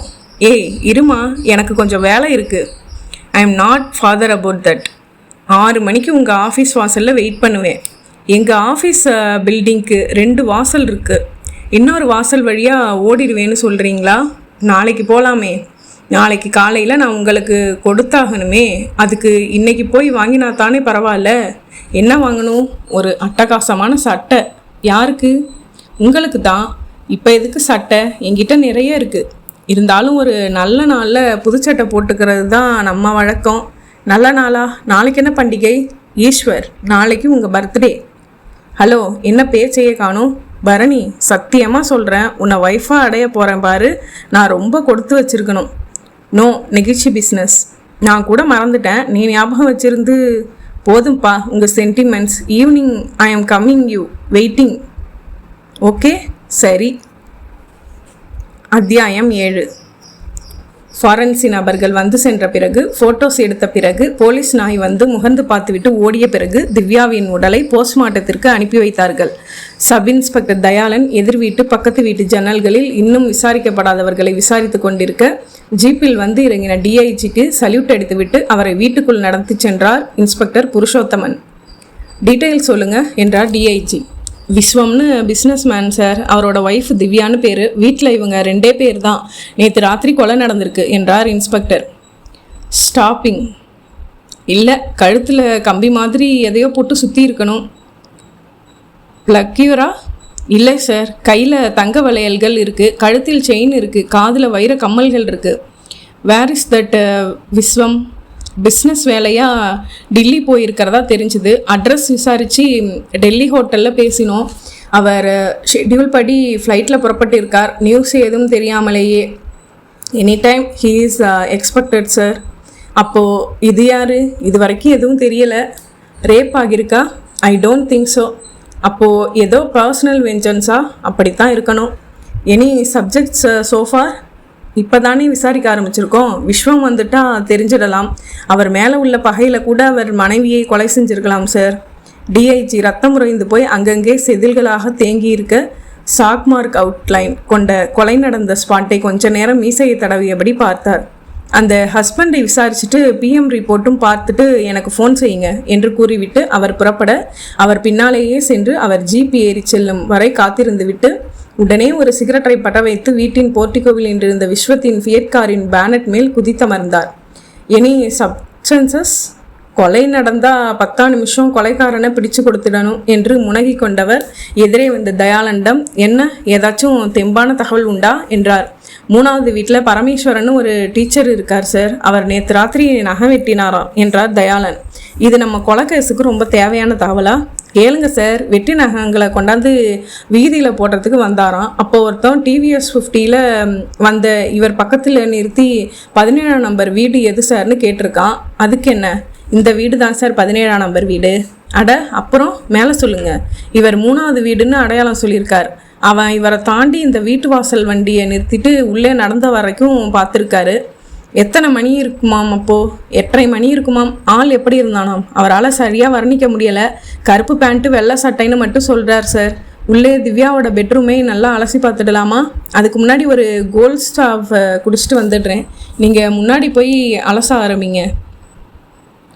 அவரை ஒரு முறை முறைத்துவிட்டு உள்ளே நடந்தார் தயாளன். திவ்யாவின் அறைக்கு வந்தார். ஆராய துவங்கினார். 1 மணி நேரத்திற்கு பிறகும் குறிப்பிடும்படி எதுவும் கிடைக்காமல் சற்றே சோர்ந்து போய் கீழே இறங்கி வந்தபோது டாக்ஸியில் வந்து இறங்கினான் விஸ்வம். தன் வீட்டில் வாசலில் போலீஸ்காரர்கள் நிற்பதை பார்த்து குழம்பி சூட்கேஸுடன் நடந்து வர, அவனை உள்ளே நுழைந்ததுமே இன்ஸ்பெக்டர் புருஷோத்தமன் எதிர்கொண்டு, நீங்கள் தானே மிஸ்டர் விஸ்வம் என்று கேட்டு அவன் தலையசைத்ததும், ஒரு பேட் நியூஸ். நேற்று ராத்திரி உங்கள் மனைவி திவ்யாவை யாரோ கொலை செய்துட்டாங்க என்றார். அவன் அதிர்ந்து போனான். இன்னும் நிதானமாக பக்குவமாக இந்த அதிர்ச்சியான செய்தியை சொல்லியிருக்கலாம் என்று பட்டது தயாளனுக்கு. விஸ்வம் உடைந்து போய் அழத்துவங்க அவனை சமாதானம் செய்து அவனை ஆசுவாசப்படுத்தி அரை மணி நேரத்திற்கு பிறகுதான் கேள்விகளை ஆரம்பிக்க முடிந்தது. மிஸ்டர் விஸ்வம், உங்கள் மனைவியோட உடலை போஸ்ட்மார்ட்டத்துக்கு அப்புறம் தான் வாங்கிக்க முடியும். அதுக்கு டைம் ஆகும். கொஞ்சம் எங்கள் விசாரணைக்கு ஒத்துழைச்சா நல்லது. சொல்லுங்க சார் என்று தேம்பினான். இந்த கொலையை யார் எந்த காரணத்திற்காக செய்திருக்கலாம்னு நீங்கள் நினைக்கிறீங்க என்றார் புருஷோத்தமன். எனக்கு எதுவும் புரியலை சார். நல்லா நிதானமாக யோசித்து சொல்லுங்கள். ஒரு வீட்டில் தனியாக இருக்கிற ஒரு குடும்ப பெண்ணை கொலை செய்யணும்னா அதுக்கு சில காரணங்களைத்தான் சொல்ல முடியும். பணம், நகைக்காக இருக்கலாம். இங்கே திருட்டு எதுவும் நடக்கலை. கற்பழிப்பு ஒரு காரணமாக இருக்கலாம். அதுவும் இங்கே நடக்கலை. இதை விட்டால் வேற முன்விரோதம் கொண்ட நபர் தான் இந்த ப்ரூட்டல் மர்டரை செய்திருக்க முடியும். சமீப காலமாக ஏதாச்சும் விரோதம் உங்கள் மனைவிக்கு யார்கிட்டையாவது உண்டா என்றார் தயாளன். இல்லை, அவள் யார்கிட்டையும் சண்டைக்கு போக மாட்டா. உங்கள் மேலே உள்ள பகையை இப்படி உங்கள் மனைவியை கொலை செய்கிறது மூலமாக யாராச்சும் தீர்த்துட்டு இருக்கலாமா? எனக்கும் அப்படி எதுவும் பகை இல்லையே சார். தயாளன், கொஞ்சம் இப்படி வாங்க. டமால் டமால்னு கேட்டுடணும் என்ற புருஷோத்தமன், மிஸ்டர் விஸ்வம், கொஞ்சம் இடக்கு முடக்காத்தான் கேள்வி கேட்போம். கோவிச்சுக்காமல் பதில் சொல்லணும். உங்களுக்கும் உங்கள் மனைவிக்கும் ஏதாச்சும் தகராறு உண்டா என்றார். இல்லை சார், நிச்சயமாக இல்லை. நேற்று ராத்திரி கூட எஸ்டிடி போட்டு 15 நிமிஷம் அவளோட பேசினேன். அவள் ரொம்ப பொசசிவ். என் மேலே ரொம்ப பிரியம். அதே அளவு பிரியமும் நீங்களும் வச்சுருந்தீங்களா? நிச்சயமாக. உங்களுக்கு உங்கள் மனைவி தவிர வேறு ஏதாச்சும் விவகாரம் உண்டா? உண்டுன்னா மறக்காமல் சொல்லிடுங்க. நான் அப்படிப்பட்டவன் இல்லை சார். உங்கள் மனைவி திவ்யாவுக்கு வேறு யாரோடையாவது தகாத தொடர்பு இருக்கிறதா நீங்கள் எப்போயாவது சந்தேகப்பட்டதுண்டா? நோ. ஏன் இப்படியெல்லாம் செத்து போனவ மேலே அபாண்டமாக பழி சுமத்துறீங்க? இல்லை, ஜஸ்ட்டு கேட்குறோம். கோவிச்சிக்க கூடாதுன்னு சொன்னேனே. சொன்னவன் யாருன்னு ஏதாச்சும் ரூடல் ஒரு ஐடியா பிடிக்க வேண்டாமா? புருஷோத்தமன் அவனை மேற்கொண்டு கேள்விகள் கேட்டுக்கொண்டிருக்க தயாளன் நகர்ந்து கொலை நடந்த அந்த ஹாலுக்கு வந்து கொஞ்ச நேரம் மௌனமாக பார்த்தார். சோபா அருகில் சென்று அமர்ந்தார். டீப்பாய் மேல் நிறைய வார மாத இதழ்கள் கலைந்து கிடந்தது. அதில் மேலாக கிடந்த ஓடையின் ஓரத்தில் என்கிற கவிதை புத்தகத்தை எடுத்தார். புரட்டினார். அதில் முதல் பக்கத்தில் இக்கவிதைகளை எழுத வைத்தவளுக்கு நேசத்துடன் சுந்தர் என்று கையில் எழுதப்பட்டு கீழே தேதியிடப்பட்டிருந்தது. நேற்றைய தேதி. அட்டையில் கவிஞரின் பெயரை பார்த்தார். வார்த்தைகளுக்கு அர்த்தம் தேடினார். புத்தகத்தை வெளியிட்டது யார் என்று பார்த்தார். அருணோதயம் என்று போடப்பட்டிருந்தது. கவிஞரை பற்றி குறிப்பு தேடினார். எதுவும் இல்லை. அந்த புத்தகத்துடன் அடுத்த அறைக்கு வந்தார். சார், இந்த புக் டீப்பாயில் கிடந்துச்சு. இதை படிங்க என்று புருஷோத்தமனிடம் காட்டினார். நேற்று தேதி போட்டிருக்கு. இந்த சுந்தர் நேற்று நேரில் வந்து கொடுத்துட்டு போயிருக்கலாம் என்ற தயாளன், கவிஞர் சுந்தரை உங்களுக்கு தெரியுமா மிஸ்டர் விஸ்வம் என்றார். நெற்றியை சுருக்கினான் விஸ்வம். கவிஞர் சுந்தரா? தெரியலையே. எழுத வைத்தவளுக்குன்னு எழுதி கையெழுத்து போட்டிருக்காரே. புத்தகத்தை வாங்கி பார்த்த விஸ்வம், மை காட், ஒருவேளை அந்த சுந்தரா இருக்கலாமா என்றார். எந்த சுந்தர்? சார், என் ஒய்ஃபு திவ்யா கல்யாணத்துக்கு முன்னாடி சுந்தர்னு ஒரு பையனோட பழகியிருக்கா. அஃப்கோர்ஸ் அவங்க லவ் பண்ணியிருக்காங்க. திடீர்னு அந்த சுந்தருக்கு குடிப்பழக்கம் ஏற்பட்டிருக்கு. அது அதிகமாயிட்டே போயிருக்கு. திவ்யா எவ்வளவு சொல்லியும் கேட்கல, திருந்தலை. அதனால் காதலுக்கு குட் பை சொல்லிட்டு விலகிட்டா. இதெல்லாம் உங்களுக்கு எப்படி தெரியும்? என்னோட முதலிரவு அன்னைக்கே நாங்கள் மனசு விட்டு எல்லாம் பேசினோம். என் வாலிப முறுக்கில் நான் செஞ்ச சில தப்புக்களை ஓப்பனாக சொன்னேன். அதே மாதிரி அவளையும் சொல்ல சொன்னேன். அப்போது சொன்னான். என்னால் தாராள மனசோட அந்த செய்தியை ஏற்றுக்க முடிஞ்சுது. அந்த சுந்தரை நீங்கள் அதுக்கப்புறம் சந்திச்சிருக்கீங்களா? இல்லை. அவர் என்ன செய்கிறாரு, எங்கே இருக்காருன்னு தெரியுமா? இவ காதலிச்சப்போ ஏதோ ஒரு ரெடிமேட் கடையில் சேல்ஸ்மேனாக சாதாரண வேலை பார்த்ததா சொன்னான். எந்த கடைன்னு நான் கேட்கல. இந்த டாப்பிக்கை மறுபடியும் நாங்கள் பேசினதே இல்லை. சார் என்ற தயாளன், அருணோதயம் பதிப்பகத்தில் விசாரித்தா இந்த சுந்தரோட அட்ரஸ் பிடிச்சிடலாம் சார். அது எனக்கு தெரியும். இவருக்கு தெரியுமான்னு கேட்டேன். புக்கை கொடுங்க, நானே போய் விசாரிக்கிறேன். இப்போ எனக்கு எல்லாம் புரிஞ்சு போச்சு. இப்போ அந்த குடிகார சுந்தர் திருந்திருப்பான். தன் காதலி தன்னை விட்டுட்டதில் பொங்கியிருப்பான். வந்து தீர்த்துட்டு போயிட்டான் என்றார் புருஷோத்தமன். இருங்க சார், அவசரமாக இவ்வளவு சீக்கிரம் ஒரு தீர்மானத்துக்கு வரணும்னு அவசியம் இல்லை. இவனை ஒன் ஆஃப் தி சஸ்பெக்டாக வச்சுக்கலாம் என்ற தயாளனை ஒரு நெருப்பு பார்வை பார்த்துவிட்டு, ஐநோ, நீங்கள் சாரை மேற்கொண்டு விசாரிங்க என்று வேகமாக புறப்பட்டார் இன்ஸ்பெக்டர் புருஷோத்தமன். அத்தியாயம் 8. மிஸ்டர் ஈஸ்வர் இருக்காரா? ஸ்பீக்கிங். நாங்கள் கோகிலா நர்சிங் ஹோம்லேருந்து பேசுகிறோம். மிஸ் பரணி உங்களுக்கு ஒரு தகவல் கொடுக்க சொன்னாங்க. சொல்லுங்கள். அவங்க இங்கே அட்மிட் ஆகி ஸ்பெஷல் வார்டில் 7ஆம் நம்பர் ரூமில் தங்கியிருக்காங்க. ஐயோ, அவளுக்கு என்ன? ஒன்றும் இல்லைங்க, ஒரு சின்ன ஆக்சிடெண்ட். டாக்டர் அட்டன் செஞ்சிட்ருக்கார். She is conscious. இப்போது ரெஸ்ட் எடுக்கிறாங்க, பேசுகிறாங்க. அவங்க தான் உங்கள் நம்பர் கொடுத்து தகவல் சொல்ல சொன்னாங்க. அவசரம் இல்லையாம், ஆஃபீஸ் முடித்ததும் நீங்கள் வந்து பார்த்தா போதும்னு சொல்ல சொன்னாங்க.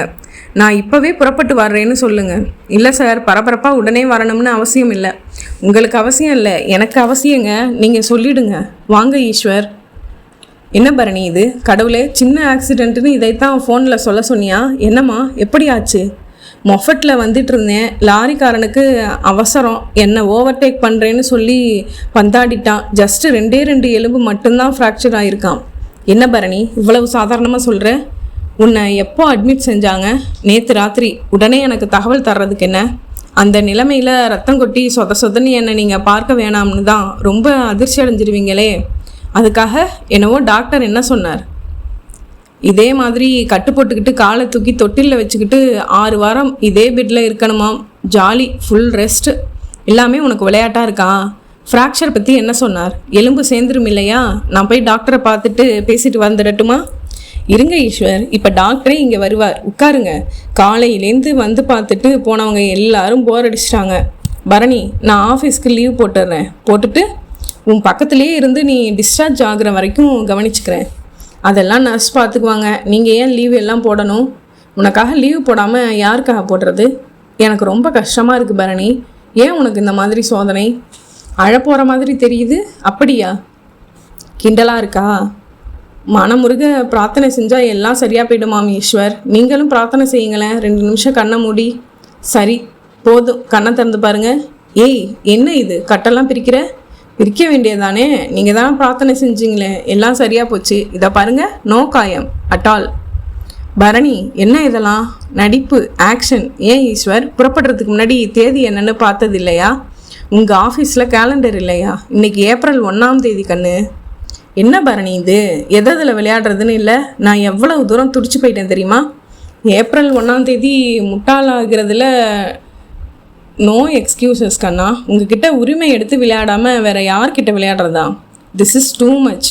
இந்த காட்டில் ஒன்று புரிஞ்சுது. நல்ல வேலை, நீங்கள் உங்கள் கால் 2 நொண்டி அடிச்சு அதனால் நம்ம காதலை மறந்துடுவீங்களோன்னு சொல்லலை. உங்கள் ஒய்ஃபோட ஆட தெரிஞ்சுது. Hats off. என்கிட்ட பேசாதே. கோபமா? என் ஃப்ரெண்டு இந்த கிளினிக்கில் டாக்டர். அவளை பார்க்க வந்தேன். திடீர்னு இந்த ஐடியா வந்துச்சு, விளையாடினேன். தப்புனா சாரிப்பா. சாரி சொல்லியாச்சுன்னா சிரிச்சிடணும். நம்ம ஒப்பந்தம் சொல்லுது. Darling, come on smile. பெரிய கமல்ஹாசன்னு நினப்பு உன்னை. ஏய், காது வலிக்குது, விடுங்க. அத்தியாயம் 9. முகத்தில் என்றால் முகத்திலேயே பூட்ஸ் காலால் உதைத்தார் இன்ஸ்பெக்டர் புருஷோத்தமன். அம்மா என்று அலறியபடி உடைந்த மூக்கை பொத்தி கொண்டு மல்லாந்து விழுந்தான் சுந்தர். அவன் சட்டையை பற்றி தூக்கி நிறுத்தி, சொல்லு, திவ்யாவை கொலை செஞ்சதை உன் வாயால் சொல்லு. எதுக்காக கொன்ன என்றார் கண்களில் வெறியோடு. சார், இவ்வளவு சீரியஸாக விசாரிக்கணுமா? Give him a chance to explain his position என்றார் தயாளன். அவருக்கு சுந்தரை பார்த்த முதல் பார்வையிலேயே அவன் குற்றவாளி இல்லை என்று பட்டது. எந்த குற்றவாளியும் கொலை செய்துட்டு போலீஸை தன்னை தேடி வரட்டும் என்று கவிதை புத்தகத்தையும் கொடுத்துவிட்டு போக மாட்டான். வந்து அரசு செய்யட்டும் என்று தன் வீட்டிலேயே உட்கார்ந்து காத்திருக்க மாட்டான். மேலும் அடி வாங்கி அந்த சுந்தர் 2 கைகளையும் புருஷோத்தமனை நோக்கி கூப்பினான். சார், சத்தியமாக சொல்கிறேன், நான் திவ்யா வீட்டுக்கு நேற்று ராத்திரி போனது உண்மை. புக்கு கொடுத்தது உண்மை. கொடுத்துட்டு உடனே புறப்பட்டுட்டேன். அதிகபட்சமாக 3 நிமிஷம்தான் நான் அந்த வீட்டில் இருந்திருப்பேன். நான் கொலை செய்யலை. அதுக்கான நோக்கமும் இல்லை என்கிட்ட. ஏன் இல்லை? நீ திவ்யாவோட பழைய காதலன் தானே? ஆமாம். அவள் உன் காதலை ஒதுக்கி துரோகம் செஞ்சாள் இல்லையா? அது நடந்து முடிச்ச கதை சார். அதைத்தான் சார் கேட்குறேன். நீ மொடா குடிக்காரனானதும் அவள் சொல்லியும் நீ திருந்தாததால் உன்னை விட்டு விலகினாளா? குடிக்காரனா? நானா? யார் சொன்னது? என் வாழ்க்கையில் ஒரே ஒரு தடவை கல் குடிச்சிருக்கேன், அதுவும் ஒரே ஒரு டம்ளர். உன்னை விட்டு பிரிஞ்சதுக்கு நீ குடிகாரனா ஆனது தான் காரணம்னு திவ்யா தம் புருஷன்கிட்ட சொல்லியிருக்கா. அது போய், தன்னை பாதுகாத்துருக்கிறதுக்காக சொல்லப்பட்ட போய். பின்ன எது உண்மை? ஏன் நீங்கள் பிரிஞ்சுங்க? சிம்பிள். அப்போ எனக்கு வேலை கிடைக்கல. கிடைச்சிடும்னு நம்பிக்கை மட்டும் இருந்துச்சு. அவங்க வீட்டில் இந்த விஸ்வத்தை மாப்பிள்ளை பார்த்தாங்க. தொழிலில் இருக்கிறவர், நல்ல வசதி. அதனால் அவன் மனசு சபலப்பட்டுச்சு. நான் ஒரு செல்லா காசு தெரிஞ்சதும் தூக்கி எறிஞ்சிட்டா. இதுதான் உண்மை. Very good. அந்த கோபம் உன் மனசில் இருந்துச்சு, அதனால் அவளை தேடி வந்து கொலை செஞ்சுட்டேன். அவளுக்கு கல்யாணமாகி 2 வருஷமாச்சு. இத்தனை நாள் கழிச்சு யாராச்சும் கொல்வானா? இப்போ தான் உன் மனசில் கொலவெறி அதிகமாக இருக்கணும். இதை பாரு, நீ சாமர்த்தியமாக பேசுகிறத ஜட்ஜு நம்ப மாட்டார். நாங்கள் சாட்சிகளோட ப்ரொடியூஸ் பண்ணுறதை தான் நம்புவார். நேற்று நீ அங்கே வந்ததை மறக்க முடியாது. சாட்சி இருக்குது, நீ கொடுத்த புக்கு இருக்குது, காரணம் சரியாக இருக்குது. அதனால் ஒழுங்காக குற்றத்தை ஒத்துக்கிட்டா தண்டனை குறையும். யோசி. சார், நான் சொல்கிறத நக்கென்று அவன் வயிற்றில் ஒரு குத்துவிட்டு வீழ்த்திய இன்ஸ்பெக்டர் புருஷோத்தமன், பதிலுக்கு பதில் பேசாதடா கழுதை, நல்லா யோசி, நாளைக்கு கோர்ட்டுக்கு கொண்டு போகிற வரைக்கும் யோசி என்றார். தயாளனுக்கு சங்கடமாக இருந்தது. வலி தாங்காமல் வயிற்றை பிடித்து முனகியபடி சுருண்டு கிடந்த சுந்தரை பார்த்தார். இன்ஸ்பெக்டர் மேல் எரிச்சலாய் வந்தது. இந்த கொலையில் நிஜமான குற்றவாளி யார்? அவனுக்கும் திவ்யாவுக்கும் என்ன பகை இருக்க முடியும்? இதில் ஒரு புது கோணம் பிடித்தாக வேண்டும். இந்த அப்பாவியை காப்பாற்றியாக வேண்டும். தீவிரமாக யோசிக்க துவங்கினார் தயாளன். அத்தியாயம் 10. என்ன யோசனை பரணி? ஒன்றுமில்லை. கடலை பற்றி ஏதாச்சும் கவிதை எழுத போறியா? நாம் உட்கார்ந்ததுலேருந்து இமைக்காமல் பார்த்துக்கிட்டு இருக்க. ஏய், என்னம்மா முகம் கூட டல்லாக இருக்கே. பரணி, என்ன சொல்லு? இல்லை ஈஸ்வர், எனக்கு பேசுகிற மூடே இல்லை. I am totally upset. அதான் ஏன்னு கேட்குறேன். என்ன ப்ராப்ளம்? வீட்டில் யாராவது தகராறா? ஆமாம். யாரோட? எங்கள் அப்பாவோட. விட்டு கொடுத்து போக வேண்டியதானே? அவர் விட்டு கொடுக்க சொல்கிறது உங்களை ஈஸ்வர். பரணி, என்ன சொல்கிற? நேற்று நம்ம லவ் மேட்டரை நானே ஓப்பன் செஞ்சு பேசினேன். அவர் ரொம்ப நல்ல மூடில் இருந்ததால் ஆரம்பித்தேன். எல்லாம் சொன்னேன். என்ன சொன்னார்? அவரே ரொம்ப ப்ராட் மைண்டடுன்னு நான் கணக்கு போட்டு வச்சிருந்தது தப்பாக போச்சு ஈஸ்வர். என்னம்மா சொன்னார்? உங்களை மறக்க சொல்கிறார். அமெரிக்காவில் டாக்டராக இருக்கிற அவரோட ஃப்ரெண்டு பையன் எனக்காக முடிவு செஞ்சு வச்சுருக்காராம். கடுமையாக என்னை திட்டினார். தன் முடிவை மாற்றிக்க போகிறதில்லைன்னு கண்டிப்பாக சொன்னார். அப்புறம் அமெரிக்காவில் என் வாழ்க்கை எவ்வளவு சுகமாக இருக்கும்னு 1 மணி நேரம் லெக்சர் அடித்தார். அவர் லெக்சர் அடித்தது இருக்கட்டும், நீ என்ன பதில் சொன்னேன் அதை சொல்லு. அதானே முக்கியம். நாளைக்கு சொல்கிறதா சொல்லிட்டேன் ஈஸ்வர். எதுக்கு உனக்கு அவகாசம்? உங்களோட கலந்து பேச வேணாமா? இதில் உன் ஸ்டாண்டை உறுதியாக சொல்ல வேண்டியதானே? என் ஸ்டாண்ட் குழப்பமாக இருக்குது ஈஸ்வர். ஏய் பரணி, நீ எப்பவும் போல் இன்றைக்கும் ஒரு புது நாடகத்தை ஆரம்பிச்சிருக்கேன்னு நான் நினைக்கிறேன். ரைட்? எவ்வளவு நேரத்துக்கு இந்த ட்ராமா நடத்த போகிறதா உத்தேசம்? இல்லை ஈஸ்வர், இது ட்ராமா இல்லை, நிஜமாக நடந்தது. சரி இருக்கட்டும். அப்படின்னா நீ அவகாசம் கேட்டது சுத்த பேத்தல் பரணி. நீங்கள் 1000 சொல்லுங்கள். நான் ஈஸ்வரை காதலிக்கிறதும் அவரைத்தான் கல்யாணம் செய்துக்க போகிறதும்னு 100% உறுதின்னு உடனே உங்கள் அப்பா கிட்ட சொல்லியிருக்க வேணாமா? ஈஸ்வர், வாழ்க்கையில் எல்லா சந்தர்ப்பத்திலையும் உணர்ச்சி வசமாக பேச முடியாது. முக்கியமான கட்டங்களில் கொஞ்சம் யதார்த்தமாகவும் யோசிக்க வேண்டியிருக்குப்பா. என்ன சொல்கிற பரணி? அப்பா சொல்கிற நியாயங்களையும் அவர் பார்த்து வச்சிருக்கிற சம்பாத்தியத்தில் உள்ள ப்ளஸ் பாயிண்ட்ஸுகளையும் ஒரேடியாக புறக்கணிச்சிட முடியாது ஈஸ்வர். யோசித்து பார்க்க வேண்டியிருக்கு. என்ன எந்திரிச்சிட்டிங்க ஈஸ்வர்? கவனத்துக்கு அப்பாற்பட்டது நம்ம காதல்னு இத்தனை நாளும் நான் பைத்தியக்காரத்தனமாக நினச்சிட்டு இருந்தேன் பரணி. எப்போ நீ யோசிக்கிறதுக்கு தயாராகிட்டியோ அப்போவே உன் மனசில் உள்ள தடுமாற்றத்தை நான் புரிஞ்சுக்கிட்டேகணும். என்னை மறந்துட்டுங்கன்னு நீ சொல்ல போகிற வாசனத்தை வேற நான் உட்காந்து கேட்கணும்னு நீ எதிர்பார்க்குறியா? ஈஸ்வர், எதுக்காக இப்போ கோவப்படுறீங்க? நம்ம மனசு விட்டு சந்தோஷமாக பழகினோம். காதல்னு பேர் சூட்டினோம். அதையே நட்புன்னு பேர் சூட்டி ஏன் தொடரக்கூடாது? உங்களுக்கும் என்ன மாதிரி ஒரு பெஸ்ட்டு சந்தர்ப்பம் கிடைச்சா இப்படி தான் யோசிப்பீங்க ஈஸ்வர். காதல் எல்லாமே கல்யாணத்தில் முடியணும்னு ஏதாச்சும் விதி இருக்கா? நாம் 2 பேருமே ஏன் ஸ்போர்ட்டிவாக எடுத்துக்கக்கூடாது? வாயை மூடு பரணி. இதுக்கு மேலே ஒரு வார்த்தை பேசினாலும் நடக்கிறதே வேற.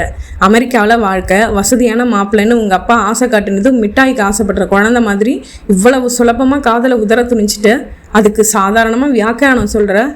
உன் முகத்தில் இன்னொரு தடவை முழிக்கிறது கூட கேவலமான விஷயம். நான் வரேன். அத்தியாயம் 11. நாற்காலியில் ஸ்டைலாக அமர்ந்து சொல்லப்பட்ட திசையில் ஒரு பூங்கத்தை பிடித்தபடி பார்த்து கொண்டிருந்தாள் சௌந்தர்யா. அவளை நோக்கி 2 விளக்குகளை ஸ்டாண்டில் பொருத்தி வைத்திருந்த ஈஸ்வர் கழுத்தில் மாட்டின கேமரா வழியாக அவளை பார்த்தான். போட்டோ எடுப்பதற்காகவே ஷாம்பு போட்டு குளித்து தலையை பம் என்று ஆக்கியிருந்தாள். சொன்னபடி புருவங்களை ட்விஸ்ட் செய்து முகத்தை ப்ளீச் செய்திருந்தாள். லிப்ஸ்டிக் தடவி மேலே பளபளப்பு தரும் கிளவுஸ் தடவி இருந்தாள். தோள்களை சற்று அதிகமாக வெளிப்படுத்தும் டாப்ஸ் அணிந்து ஜீன்ஸ் ஸ்கர்ட் அணிந்திருந்தாள். வித்வான் சுப்பிரமணி சற்று தள்ளி ஒரு நாற்காலியில் அமர்ந்து தன் எவர்சில்வர் வெற்றிலை பெட்டியிலிருந்து எடுத்து வெற்றிலை போட்டு கொண்டிருந்தார். சின்ன என்றான் ஈஸ்வர். என்ன செய்யணும் என்றால் புரியாமல்.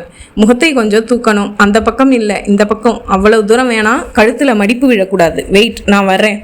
ஈஸ்வரி கிட்டே வந்து சௌந்தர்யாவின் முகத்தை 2 கைகளாலும் தொட்டு தனக்கு தேவையான போஸில் நிறுத்தி, அப்படியே அசையாமல் இரு, உதட்டை ஈரம் பண்ணிக்கோ, முகம் பிரைட்டாக இருக்கணும், நான் சொல்கிறத லேசாக சிரிச்சா போதும், ஓகே?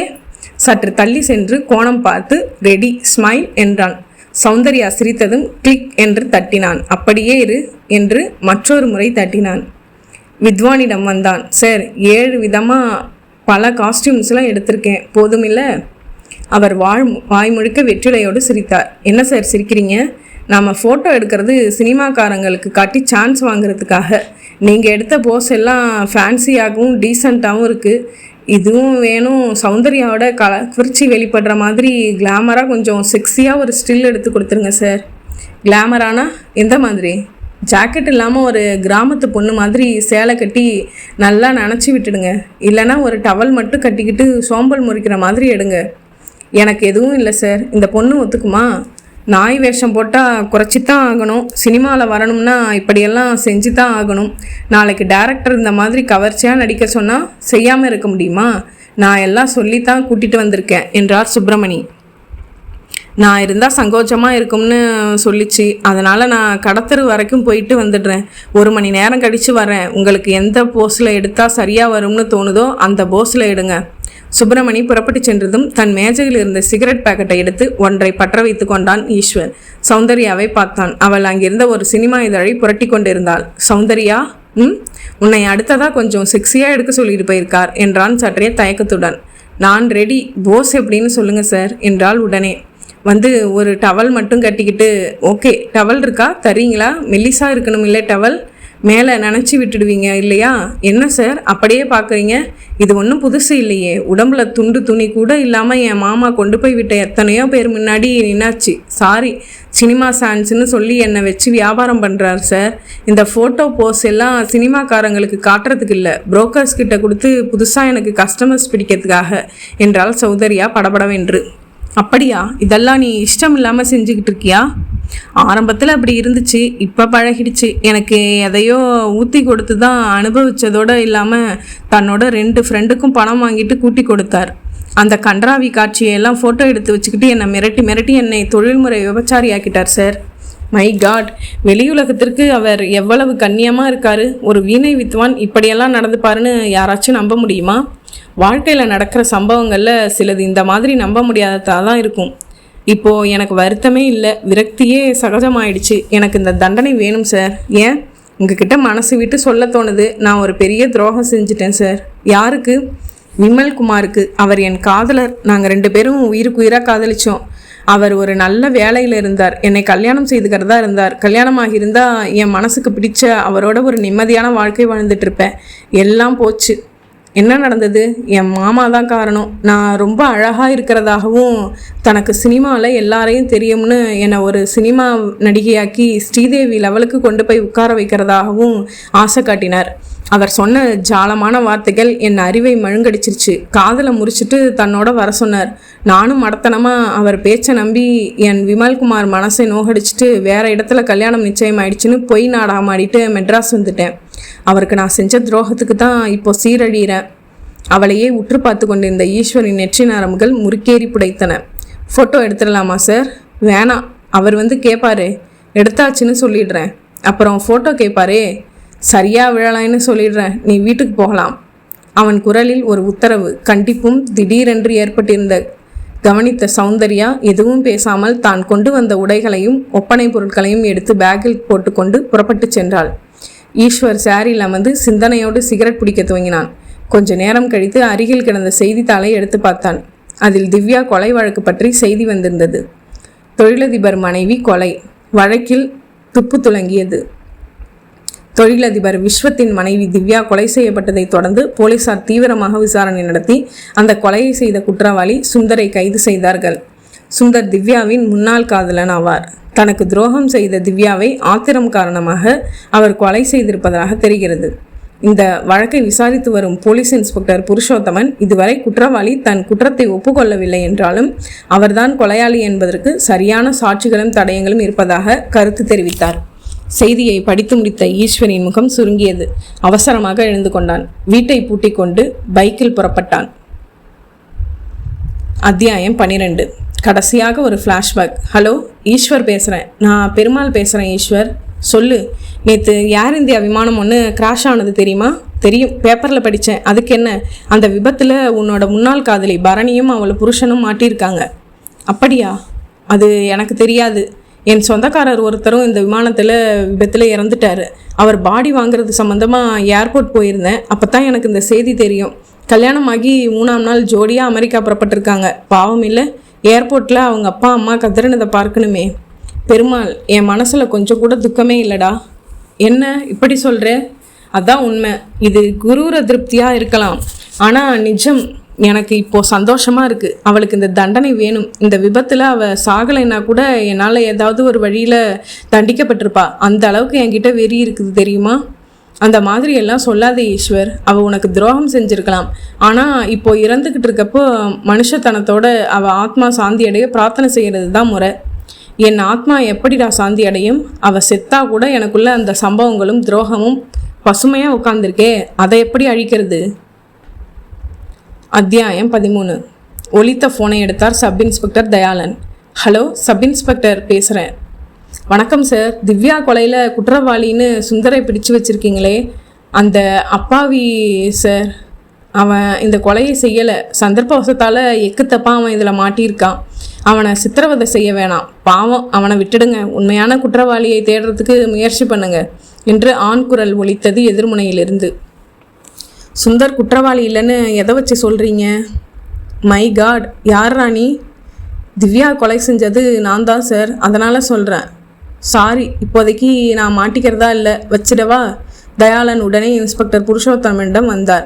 ஃபோன் விவரங்களை சொன்னதும் அவர் வாய்விட்டு சிரிக்க தொடங்கினார். நல்ல தமாஷு சார். அவன் சீரியஸாக பேசினான், நீங்கள் சிரிக்கிறீங்களே. தயாளன், உங்களுக்கு அனுபவம் பத்தலை, அதான் பதட்டப்படுறீங்க. இந்த சுந்தரோட வக்கீல் ஜாமீனில் விட சொல்லி கேட்டாரா? அதுக்கு நான் மறுத்தேனா? அதனால் கேஸை டைவர்ட் பண்ணுறதுக்காக இந்த மாதிரி சொல்லி கொடுத்து செட்டப் செஞ்சு எவனையோ பேச வச்சுருக்காரு. அதையெல்லாம் போய் நம்புறீங்களே. எந்த வக்கீலும் இப்படியெல்லாம் விளையாட மாட்டான் சார். எந்த நிஜ கொலைகாரனும் இந்த மாதிரி ஃபோன் செய்ய மாட்டான். அவன் மனதளவில் பாதிக்கப்பட்டவனாக இருக்கலாம். இன்ஸ்பெக்டர் சீரியஸ் ஆகி தயாளனை முறைத்து, இந்த எடக்கு மடக்கு கேள்வியெல்லாம் என்கிட்ட வேணாம். எனக்கு தெரியும், குற்றவாளி சுந்தர். அவன் நம்ம கஸ்டடியில் இருக்கான். அவனை எப்படி ஒப்புக்க வைக்கிறதுன்னு எனக்கு தெரியும். போய் வேலையை பாருங்க. அப்போது இந்த கால் தொடர்பாக எந்த நடவடிக்கையும் எடுக்க போகிறது இல்லையா? ஒரே ஒரு நடவடிக்கை தான் எடுக்கணும். என்னது? இந்த ஃபோனை மறந்துடுறது தான் என்று சிரித்த இன்ஸ்பெக்டரை எரிச்சலாக பார்த்தார் தயாளன். அத்தியாயம் 14. அமுதா மருத்துவமனையை ஒரு முறம் நிமிர்ந்து பார்த்தால் ஈஸ்வர். அதன் பிறகு உள்ளே நுழைந்தான். ஈஸ்வர் இப்போது ஒட்டுத்தாடி ஜிப்பா என்று அடையாளம் மாறி இருந்தான். அந்த நவீன மருத்துவமனைக்குள்ளே பாதிக்கப்பட்டவன் போல் படிகள் ஏறி முதல் மாடிக்கு வந்தான். சுவர்களில் கிரானைட் பதித்திருந்தது, தரையில் மார்பில். அந்த ஆஸ்பத்திரி மொத்தமும் குளிர்விக்கப்பட்டு அழகழகான நர்ஸ்கள் யூனிஃபார்ம்களில் ஓசையின்றி நடந்தார்கள். டாக்டர் அமுதா என்று போர்டு தாங்கிய கதவுக்கு முன்பாக போடப்பட்டிருந்த பாலிமர் நாற்காலிகளில் ஏற்கனவே 2 பேர் உட்கார்ந்திருந்தார்கள். ஸ்டூல் போட்டு உட்கார்ந்திருந்த யூனிஃபார்ம் அணிந்த பையனை நெருங்கினான் ஈஸ்வர். தம்பி, நான் சேரா பத்திரிகையிலிருந்து வர்றேன், ரிப்போர்ட்டர். டாக்டருக்கு ஏற்கனவே ஃபோன் செஞ்சு அப்பாயின்மெண்ட் வாங்கியிருக்கேன். பேட்டி எடுக்கிறதுக்காக வர சொல்லி டைம் கொடுத்துருக்காங்க டாக்டர் என்றான். இப்படி உட்காருங்க, கேட்டுட்டு வரேன் என்றவன் உள்ளே சென்று விட்டு திரும்பி 2 பேஷண்ட்ஸ் பாக்கி இருக்காங்க, அவங்கள பார்த்துட்டு உங்களை கூப்பிடுறதா சொன்னாங்க டாக்டர், உட்காருங்க என்றான். ஈஸ்வர் உட்கார்ந்து தன் ஜோல்னா பைக்குள்ளேருந்து ஒரு பத்திரிகை எடுத்து படிக்க துவங்கினான். 1/2 மணி நேரமாகியது அந்த 2 நோயாளிகளையும் பார்த்து அனுப்பிவிட்டு அவனை அழைப்பதற்கு. உள்ளே வணக்கம் வைத்தான் ஈஸ்வர். டாக்டர் அமுதா இளமையாக இருந்தாள். கொண்டை போட்டு ஆர்ச்சாக பூ வைத்திருந்தாள். கண்ணாடி அணிந்திருந்தாள். கழுத்தில் மாட்டியிருந்த ஸ்டெத்தஸ்கோப்பை கழட்டி மேஜையில் வைத்துவிட்டு மேஜை மேலிருந்த பொருள்களை ஓரமாய் ஒதுக்கினாள். என்ன மாதிரியான பேட்டி இது? கேளுங்க. அதுக்கு முன்னாடி எந்த அடிப்படையில் என்னை பேட்டி எடுக்க தேர்ந்தெடுத்தீங்க? கேட்டுவிட்டு மேஜையில் முழங்கைகளை ஊன்றி முகத்தில் 2 கைகளையும் பதித்து கொண்ட அமுதாவின் வகுட்டின் துவங்கிய குங்குமம் மெரூன் நிறத்தில் இருந்தது. அவள் முதுகுக்கு பின்னால் அவள் அருகில் நின்று சிரித்த அவள் கணவன் டாக்டர் ராஜனும் கண்ணாடி அணிந்திருந்தான். சொல்கிறேன் டாக்டர், உங்களுக்கு ரோஜா வார இதழ் படிக்கிற பழக்கம் உண்டா? ரெகுலராக பார்க்கறதில்ல, எப்போவாவது பார்த்தா புரட்டுவேன். அதில் 2 வருஷத்துக்கு முன்னாடி கடற்கரை காதலர்கள் அப்படின்னு ஒரு பேட்டி கட்டுரை போட்டிருந்தாங்க. திடீர்னு கடற்கரையில் இருக்கிற காதல் ஜோடிகள் கிட்ட போய் அவங்க காதலை பற்றியும் அது எப்படி ஏற்பட்டது, எப்படி கல்யாணம் பண்ணிக்க போகிறாங்கன்னு கேட்டும் ஒரு சுவாரஸ்யமான கட்டுரை கொடுத்துருந்தாங்க. அதில் 4 ஜோடிகளோட பேட்டி வந்திருந்துச்சு. ஒரு காதல் ஜோடி நீங்களும் கணேச பாண்டியனும், உங்கள் 2 பேர் ஃபோட்டோவும் கூட வந்திருந்துச்சு. கரெக்டாக? அமிதாவின் முகம் இருட்டாகியது. இப்போது ஏன் அதையெல்லாம் பேசுகிறாய் என்பது போல் முகம் சுளித்து பார்த்தாள். அப்போது நான் மெடிக்கல் முடிச்சுட்டு கிளீனிங் வைக்க வசதி இல்லாததால் கவர்மெண்ட் வேலைக்கு முயற்சி பண்ணிட்டு இருந்த நேரம். அஃப்கோர்ஸ் கணேச பாண்டியனோட நெருக்கமாக பழகினேன். அப்புறம் பல சூழ்நிலை காரணமாக அவரை மறந்துட்டு டாக்டர் ராஜனை கல்யாணம் செய்துக்க வேண்டியதாக போச்சு. அதனால் பழைய மேட்டர் பேச வேணாம் ப்ளீஸ்.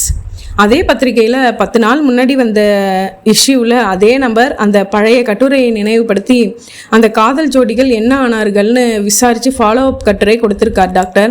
அந்த 4 ஜோடிகளில் 2 ஜோடிகள் கல்யாணம் பண்ணிக்கிட்டு சந்தோஷமாக இருக்காங்க. 2 ஜோடிகள் பிரிஞ்சிட்டாங்க. பிரிஞ்ச ஜோடியில் நீங்களும் ஒருத்தர். இங்கே பழைய காதலர் கணேச பாண்டியன் தன் காதல் தோல்விக்கு நீங்கள் தான் காரணம்னு துரோகம் செய்துக்கிட்டதாகவும் சொல்லியிருக்கார். இதுக்கு உங்கள் பதில் என்னன்னு தெரிஞ்சுக்கத்தான் நான் வந்தேன். இது நடந்து முடிஞ்சு என் பர்சனல் விஷயம். எதுக்காக இதை பற்றி இப்போ எழுத விரும்புகிறீங்க?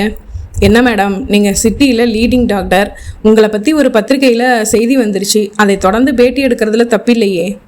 ஓகே சொல்கிறேன். ஒரு பெரிய ஹாஸ்பிட்டல் கட்டி நிறைய பேருக்கு வைத்தியம் பார்க்கணுங்கிறது என் லட்சியமாக இருந்தது.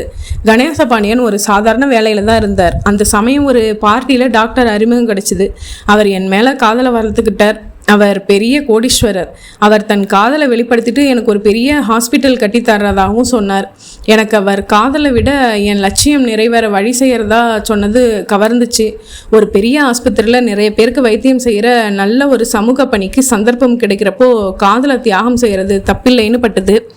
ஸோ நான் என் முடிவை பக்குவமாக கணேச பாண்டியன்கிட்ட எடுத்து சொல்லிட்டு விலகிட்டேன். நீங்கள் பத்திரிகையாளர், உங்களுக்கு நான் செஞ்சது துரோகமாக படுதா? யோசனை செஞ்சு சொல்லுங்கள் என்றாள் அமுதா. ஈஸ்வர் எழுந்து கொண்டான். அந்த அறைக்குள்ளேயே மெதுவாக நடந்தான். அவள் அருகில் வந்தான். உதட துடிக்க பேசினான். காரணம் எதுவாக இருந்தாலும் காதலுக்கு துரோகம் செய்யக்கூடாதுங்கிறது என் பாலிசிங்க. பாதிக்கப்பட்ட அந்த காதலர்கள் மனசை நினச்சி பார்க்கணும். அந்த கணேச பாண்டியன் வெறுத்து போய் இன்னைக்கு வரைக்கும் கல்யாணம் செய்துக்கல தெரியுமா? நானும் இன்னைய வரைக்கும் கல்யாணம் செய்துக்கல தெரியுமா? நீங்கள் கல்யாணம் செய்துக்காததுக்கும் அவருக்கும் என்ன சம்மந்தம்? நானும் அவரை மாதிரி ஒரு பாதிக்கப்பட்ட காதலன். எனக்கு துரோகம் செஞ்சவளுக்கு ஆண்டவன் உடனே தண்டனை கொடுத்தாச்சு. ஆனால் உலகத்திலே உங்களை மாதிரி நம்பிக்கை துரோகிகளை பாதிக்கப்பட்டவங்க எல்லோரும் பழிவாங்கிறதில்ல. அவங்க பிரதிநிதியாக நான் வந்திருக்கேன். What to you mean? கிட்ட நெருங்கி வந்த ஈஸ்வர் திடீரென்று அந்த ஸ்டெதஸ்கோப் எடுத்து அதனால் அவசரமாக அவள் கழுத்தை சுற்றினான். எதிர்பாராத இந்த தாக்குதலுக்கு தயாராக இல்லாத அமுதா போராட துவங்கும் முன்பாகவே தன் கைகளில் அழுத்தத்தை காட்டினான் ஈஸ்வர். அடுத்த நிமிடத்தில் உயிரை தன் உடம்பிலிருந்து விலக்கிய அமுதா சரிந்து தரையில் விழுந்தாள் அல்லது விழுந்தது. தன் கைக்குட்டை எடுத்த ஈஸ்வர் ஸ்டெதஸ்கோப்பில் தான் தொட்ட இடங்களை எல்லாம் துடைத்துவிட்டு புறப்பட்டான். வெளியே வந்து அந்த பையனுக்கு புன்னகைத்து டாக்டர் ரெஸ்ட் எடுக்கிறதா சொன்னார். 1/2 மணி நேரத்துக்கு அவங்கள யாரும் தொந்தரவு செய்ய வேணாம்னு சொல்ல சொன்னார். வரட்டுமா? சரி சார் என்றான் பையன் சமத்தாக. ஆஸ்பத்திரியின் வாசலை நோக்கி நிதானமாக நடந்தான் ஈஸ்வர். அத்தியாயம் 15. டாக்டர் ராஜன் துக்கத்தின் உச்சியில் இருந்தார். அவர் கண்கள் சிவந்து போயிருக்க சிந்தி சிந்தி மூக்கின் நுனியும் சிவந்திருந்தது. கொஞ்ச நேரம் அமைதியாக இருந்துவிட்டு திடீரென்று பொங்கி அழுது கொண்டிருந்தார். அவர் அழுகையை நிறுத்தும் சமயங்களில் எல்லாம் அருகில் அமர்ந்திருந்த இன்ஸ்பெக்டர் புருஷோத்தமன் கேள்வி கேட்டுக்கொண்டிருந்தார். சப் இன்ஸ்பெக்டர் தயாளன் டாக்டர் அமுதாவின் உடலை ஆஸ்பத்திரிக்கு அட்டாப்சிக்கு அனுப்புவதற்காக ஏற்பாடுகளை செய்துவிட்டு அங்கே வந்தார். என்ன தயாளன் என்றார் புருஷோத்தமன். பத்திரிகை ஆஃபீஸ்க்கு ஃபோன் செஞ்சு எடிட்டர் கூடவே பேசிட்டேன். அங்கே எந்த ரிப்போர்ட்டரையும் அந்த ஆஸ்பத்திரிக்கு பேட்டி எடுக்க அனுப்பலையாம். 2வது அவங்க பத்திரிகையில் தாடி வச்ச பையன் சொன்ன அடையாளங்கள்ல எந்த நிருபரும் இல்லையாம். ஸோ இது எமோஷ்னலாக திடீர்னு ரியாக்ட் பண்ணி நடந்த கொலை இல்லை, பிளான்டு மர்டர் சார். ஆனால் நான் அப்படி நினைக்கல. நிச்சயமாக இது திட்டமிட்ட கொலையாக தான் இருக்கணும்னு அபிப்பிராயப்படுறேன் தயாளன். அதைத்தான் சார் நான் இங்கிலீஷில் சொன்னேன். இன்ஸ்பெக்டர் அவரை முறைத்துவிட்டு ராஜன் பக்கம் திரும்பி, சார் நீங்கள் யாரை சந்தேகப்படுறீங்கன்னு சொன்னால் தான் பரவாயில்ல என்றார். சார் நீங்களும் 100 தடவை இதையே கேட்டுட்டீங்க. அவங்களுக்கு கொலை செய்கிற அளவுக்கு பகை யாரும் இல்லாதப்போ நான் யார் என்று குறிப்பிட்டு சொல்கிறது என்றான் ராஜன். இன்ஸ்பெக்டர் தயாளனை பார்த்துட்டு, அப்போது நம்ம அதிரடி கேள்விகளை இறங்கிட வேண்டியதுதான். எக்ஸ்கியூஸ் மீ சார், உங்களுக்கு ரகசிய தொடர்பு எதுவும் உண்டா? நான்சென்ஸ். உங்கள் மனைவிக்கு உண்டா? இடியாட்டி கேள்வி. சரி விடுங்க, உங்கள் மனைவிக்கு இப்போ இல்லைனாலும் பழைய காதல் ஏதாச்சும் உண்டா? ஏன் கேட்குறேன்னா, சமீபத்தில் நடந்த ஒரு கொலையில் கூட யாரையும் சந்தேகப்பட முடியல. கடைசியில் பார்த்தா பழைய காதலன் தான் திடீர்னு வெளியாகி வந்து கொன்னுட்டான். அதனால கேட்டேன். முறைக்காதீங்க, கேட்க வேண்டியது எங்கள் கடமை. முறைக்கல சார், யோசிக்கிறேன். அமுதா முதல்ல கணேச பாண்டியன்னு ஒருத்தரோட ஸ்னேகமாக பழகினா. என் அறிமுகம் கிடைச்சதும் என்னை ஆழமாக நேசிக்க ஆரம்பித்து அவங்கக்கிட்டேருந்து விலகினா. போச்சுடா, அந்த கணேச பாண்டியன் பாவம் என்று நினைத்து கொண்டார் Dayalan. That's it the point Dayalan. எப்படி பொக்கி போட்டு வரவழைச்சேன் பாருங்க. இதெல்லாம் நீங்கள் கற்றுக்கணும். பை அந்த கணேச பாண்டியன் அட்ரஸ் உங்களுக்கு தெரியுமா என்றார் இன்ஸ்பெக்டர் புருஷோத்தமன். அந்த தனியார் ஏற்றுமதி நிறுவனத்தின் அலுவலகத்தில் உதவி மேனேஜராக பணிபுரியும் கணேச பாண்டியன் தன்னுடைய தனியறையில் எதிரே அமர்ந்திருந்த இன்ஸ்பெக்டர் புருஷோத்தமனையும் சப் இன்ஸ்பெக்டர் தயாளனையும் பார்த்து நிதானமாக பேசினான். சார், அமுதா கொலை செய்யப்பட்டதை இப்போ நீங்கள் சொல்லி தான் எனக்கு தெரியும். நான் அவங்கள நேசித்தது உண்மைதான். ஆனால் இப்போ இல்லை, 2 வருஷம் முன்னாடி ராஜன் உங்களுக்கு தனியாக பெரிய ஆஸ்பத்திரி கட்டித்தரேன்னு சொன்னதும் என்னை மறந்துட்டு அவரை கல்யாணம் செய்துக்கிட்டாங்க. எனக்கு கோபமாக இருந்துச்சு, ஆத்திரமாக இருந்துச்சு. என்ன செய்ய முடியும்? கொஞ்ச நாள் தாடி வளர்த்துக்கிட்டு கவிதை எழுதிக்கிட்டு திரிஞ்சேன். அப்புறம் இந்த வேலை கிடைச்சதும் மனசு சகஜ நிலைக்கு வந்துருச்சு. இப்போ கூட அமுதா செஞ்ச துரோகத்தை நினச்சா ஒரு வேகம் மனசில் வரும். ஆனால் கொலை செய்கிற அளவுக்கு வெறி ஏற்பட்டதில்லை. இன்ஃபேக்ட் அவங்க தன் முடிவை சொல்லி பிரிஞ்சதுக்கப்புறம் இந்த நிமிஷம் வரைக்கும் மறுபடியும் நான் அமுதாவை சந்திக்கவே இல்லை. இதுக்கு மேலேயும் உங்களுக்கு என் மேலே சந்தேகம் இருந்தால் என் ஆஃபீஸில் வேலை செய்கிற 42 பேரையும் நீங்கள் விசாரித்து பார்க்கலாம். காலையில் ஆஃபீஸ் வந்ததுலேருந்து இப்போ நீங்கள் வர்ற வரைக்கும் நான் எங்கேயும் போகாமல் இங்கேயே தான் உட்காந்து ஆஃபீஸ் வேலைகளை பார்த்துட்ருக்கேன். அவன் சொல்லி முடித்ததும் புருஷோத்தமன் தன் கைக்குட்டையால் தன் முகத்தை துடைத்து கொண்டார். நீங்கள் ஏதாச்சும் பத்திரிகையில் நிருபராக வேலை பார்த்துருக்கீங்களா என்றார் தயாளன். இல்லை. இன்னும் இன்ட்ரெஸ்டிங் கொஷின் என்றார் இன்ஸ்பெக்டர். நீங்கள் வேஷம் போட்டு நாடகத்தில் எப்போவாவது நடிச்சிருக்கீங்களா? இல்லை. ஸ்டூபிட் கொஷின் என்றார் இன்ஸ்பெக்டர். சரி, நீங்களே கேட்டுக்குங்க என்ற தயாளன் அந்த அறையை விட்டு வெளியே வந்து அக்கவுண்டன்ட் ஒருவரின் முன்னால் இருந்த நாற்காலியில் அமர்ந்து கொண்டார்.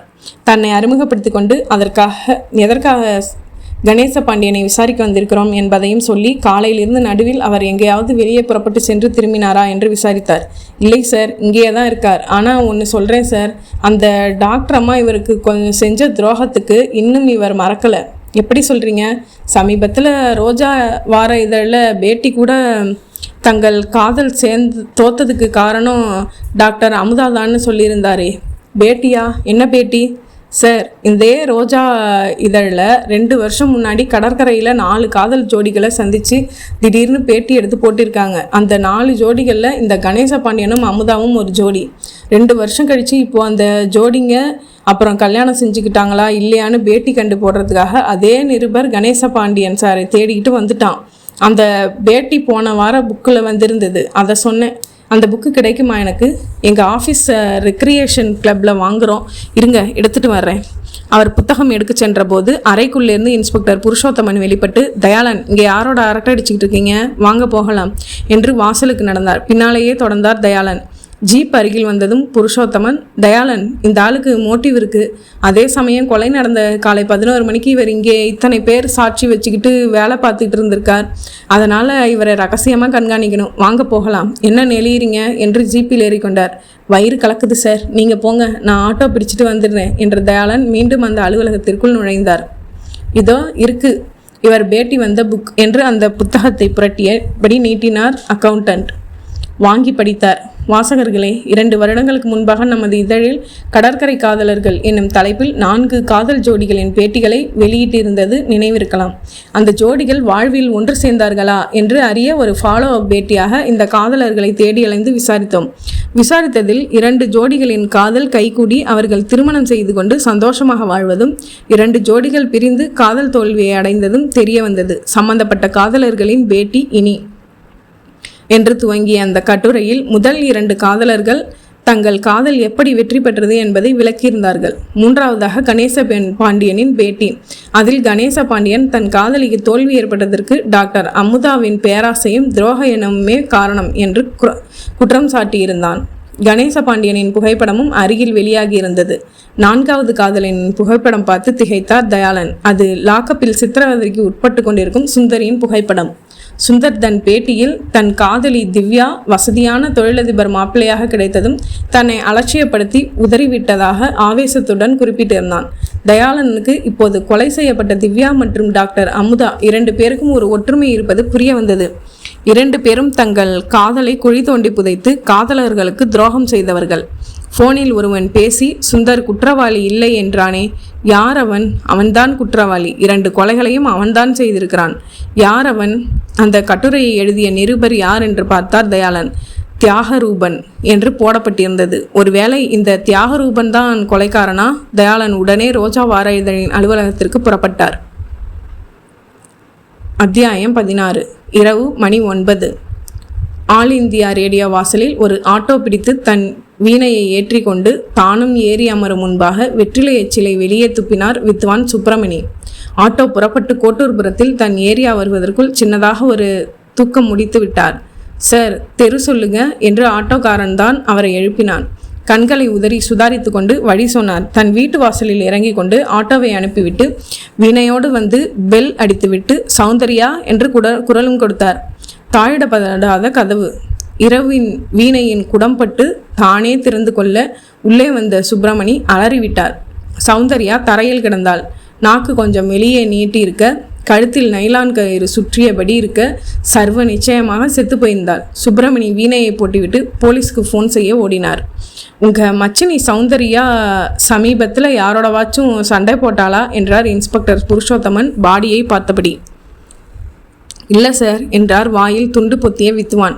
அரை மணி நேரம் அவரை விசாரித்துவிட்டு அவர் வீட்டுக்கு வெளியே வந்து தம் பற்ற வைத்த போது கிடைத்த அவகாசத்தில் தயாளன் அவரை விசாரிக்க துவங்கினார். நான் கேட்கறதுக்கு நல்லா யோசிச்சு பதில் சொல்லுங்க. சௌந்தர்யா யாரையாச்சும் காதலிச்சு அப்புறம் அந்த காதலனுக்கு துரோகம் செஞ்சாதா? சுப்பிரமணி தயங்கி பின் சொன்னார். சார், ஊரில் ஒரு பையனோட பழகிட்டு இருந்தா. நான் தான் உன் அழகுக்கு சினிமாவில் பிரமாதமாக முன்னேறலாம்னு சொல்லி அழைச்சிட்டு வந்துட்டேன். அந்த பையன்கிட்ட இவளுக்கு வேறு இடத்துல நிச்சயமாயிடுச்சுன்னு சொல்லி நாடகமாடி கழட்டி விட்டுட்டு கூட்டிகிட்டு வந்தேன். Very good. இந்த விஷயத்தை நீங்கள் யார்கிட்டையாவது சொன்னீங்களா? இப்போ உங்ககிட்ட தான் சொன்னேன். வேறு யார்கிட்டையாவது சொன்னீங்களா? இதை எப்படி சார் சொல்ல முடியும்? இப்போ அவளே செத்துட்டாங்கிறதால போலீஸ்கிட்ட மறைக்கக்கூடாதுங்கிறதாலையும் சொல்கிறேன். சரி, சௌந்தர்யா யார்கிட்டையும் சொல்லியிருப்பாளா? அவள் யார்கிட்ட சொல்ல போகிறா? சார், சமீபத்தில் திவ்யா, டாக்டர் அமுதா 2 பேரும் கொலை செய்யப்பட்டதை பேப்பரில் படிச்சிருப்பீங்க. அந்த பெண்களுக்கும் காதலர்களுக்கும் துரோகம் செஞ்சவங்க. இப்போது சௌந்தர்யாவுக்கு அதே காரணம் இருக்குது. அதனால் 3 பேரையும் கொலை செஞ்சது ஒரே நபராக இருக்கலாம். அந்த நபர் ரோஜா பத்திரிகையோட நிருபர் தியாகரூபனாக இருக்கலாம்னு நான் சந்தேகப்படுறேன். அந்த தியாகரூபன் போன வாரம் பத்திரிகையிலேருந்து விலகிட்டார்னு அவங்க ஆஃபீஸில் சொன்னாங்க. தங்கியிருந்த ரூமையும் காலி பண்ணியிருக்கான். அவன் எங்கே இருக்கான்னு தேடிக்கிட்டு இருக்கோம். சமீபத்தில் சௌந்தர்யாவை பார்க்க நிருபர்னு சொல்லிட்டு யாராச்சும் வந்தாங்களா? இல்லை சார். வேறு யாராச்சும் சமீபத்தில் பழக்கப்படுத்திக்கிட்டாங்களா? இல்லையே சார். சமீபத்தில் பக்கத்தில் இருக்கிற ஃபோட்டோகிராஃபர் ஈஸ்வரை விட்டு அவனை ஸ்டில் எடுக்க சொன்னேன். எடுத்தார். அப்புறம் எடுத்ததை பிரிண்ட் போட்டு கொடுக்க வந்தார். அவர்கிட்ட கொஞ்சம் சிரித்து பேசினா. ஆனால் அவர் அப்பாவி சார். காரணம் இல்லாமல் அவரை போய் இதில் சம்மந்தப்படுத்த முடியாது. நீங்கள் நபரை காமிங்க. சம்மந்தப்படுத்த முடியுமா முடியாதான்னு நாங்கள் யோசிச்சுக்கிறோம். பக்கத்தில் தான் வீடு சார்.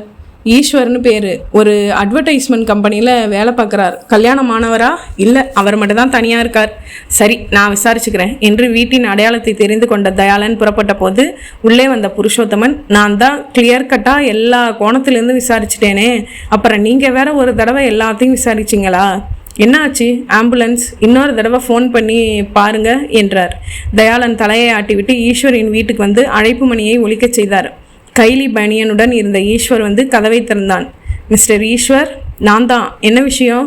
நான் உள்ளே வரலாமா? கொஞ்சம் விசாரிக்கணும். வழிவிட்டான். உள்ளே வந்தவரை நாற்காலி காட்டி அமரச் செய்தாலும் அமர்ந்தான். என்ன விசாரணை? இதே தெருவில் வீண வித்வான் சுப்பிரமணி இருக்காரே, அவர் மச்சினி சௌந்தர்யா கொலை செய்யப்பட்டிருக்கா.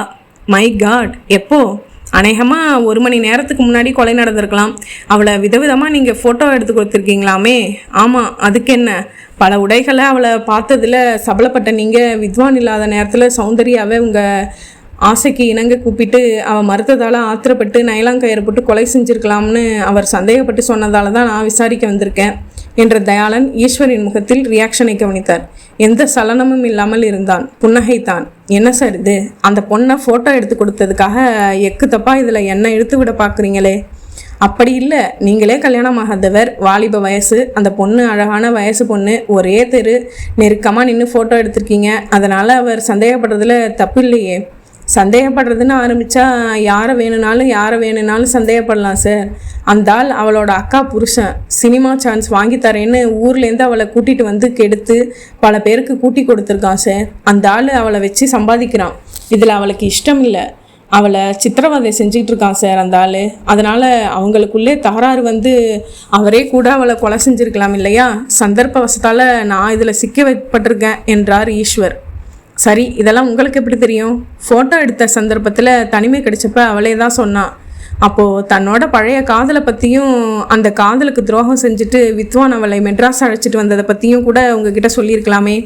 ஈஸ்வர் கொஞ்சம் நிதானித்தான். என்ன பதில் சொல்வது என்று சற்றே தயங்கினான். இல்லையே, இந்த விஷயம் சொல்லலையே என்று அவன் சொல்லி முடித்ததும் அவன் முகத்தில் இடி போல இறங்கியது தயாளனின் குத்து. அவன் தடுமாறி விழுந்து எழுந்ததும் மீண்டும் முஷ்டி மடித்து குத்தினார். டேய், நான் போலீஸ்காரன், எவ்வளவு பேரை பார்த்துருப்பேன், என்கிட்ட லொல்லு பண்ணுறியே. நீ தான் கொலைக்காரன்னு உங்ககிட்ட பேச ஆரம்பித்த கொஞ்சம் நேரத்திலேயே தெரிஞ்சுக்கிட்டாச்சு. நீ ஃபோனில் குரல் மாற்றி பேசினப்போ எக்கு தப்பா அந்த ஆள் சித்திரவதை சந்தர்ப்பம் இந்த வார்த்தைகளை யூஸ் செஞ்சேன். இப்போ உன்னை விசாரிக்கிறப்பவும் அதே வார்த்தைகளை யூஸ் பண்ணி பதில் சொன்னேன். அதே துணியில். இயல்புடா இது. இப்படித்தான் சின்ன விஷயத்தில் மாட்டிக்குவானுங்க. இன்னும் அடி வாங்கணுமா சொல்றியா என்றார் தயாளன். மூக்கிலிருந்து ரத்தம் வழிய நின்ற ஈஸ்வர், எஸ், நான் தான் கொலை செஞ்சேன். வாழ்க்கையில் வெற்றி கோட்டை தொடரத்துக்காக காதலை கொச்சப்படுத்தினவ என் காதலி. அவள் எனக்கு துரோகம் செஞ்சா. ஆனால் அந்த துரோக நெருப்பு எனக்குள்ளேயே அடங்கலை. ரோஜா புக்கில் பேட்டி பார்த்ததும் என் காதலி மாதிரியே அவங்க காதலர்களுக்கு துரோகம் செஞ்ச திவ்யாவையும் டாக்டர் அமுதாவையும் கொலை செய்ய தீர்மானித்தேன். திட்டம் போட்டு செயல்படுத்தினேன். சௌந்தர்யாவும் அதே கேஸ் தான். தெரிஞ்சதால் அவளையும் கொலை செஞ்சேன் என்றான். தயாளன் அவனை கைது செய்து அழைத்து வந்து இன்ஸ்பெக்டர் புருஷோத்தமனிடம் விவரம் சொல்ல, புருஷோத்தமன் கைக்குட்டை எடுத்து தன் முகத்தில் வியர்வையையும் அசட்டையையும் சேர்த்து துடைத்து கொண்டு, தயாளன், என்னோட ட்ரைனிங்னால நீங்கள் திறமையாக செயல்பட்டிருக்கீங்கன்னா அதில் பெருமை எனக்குத்தான் என்றார். தயாளன் சீப்போ என்பதாக ஒரு முறை பார்த்தார். முற்றும்.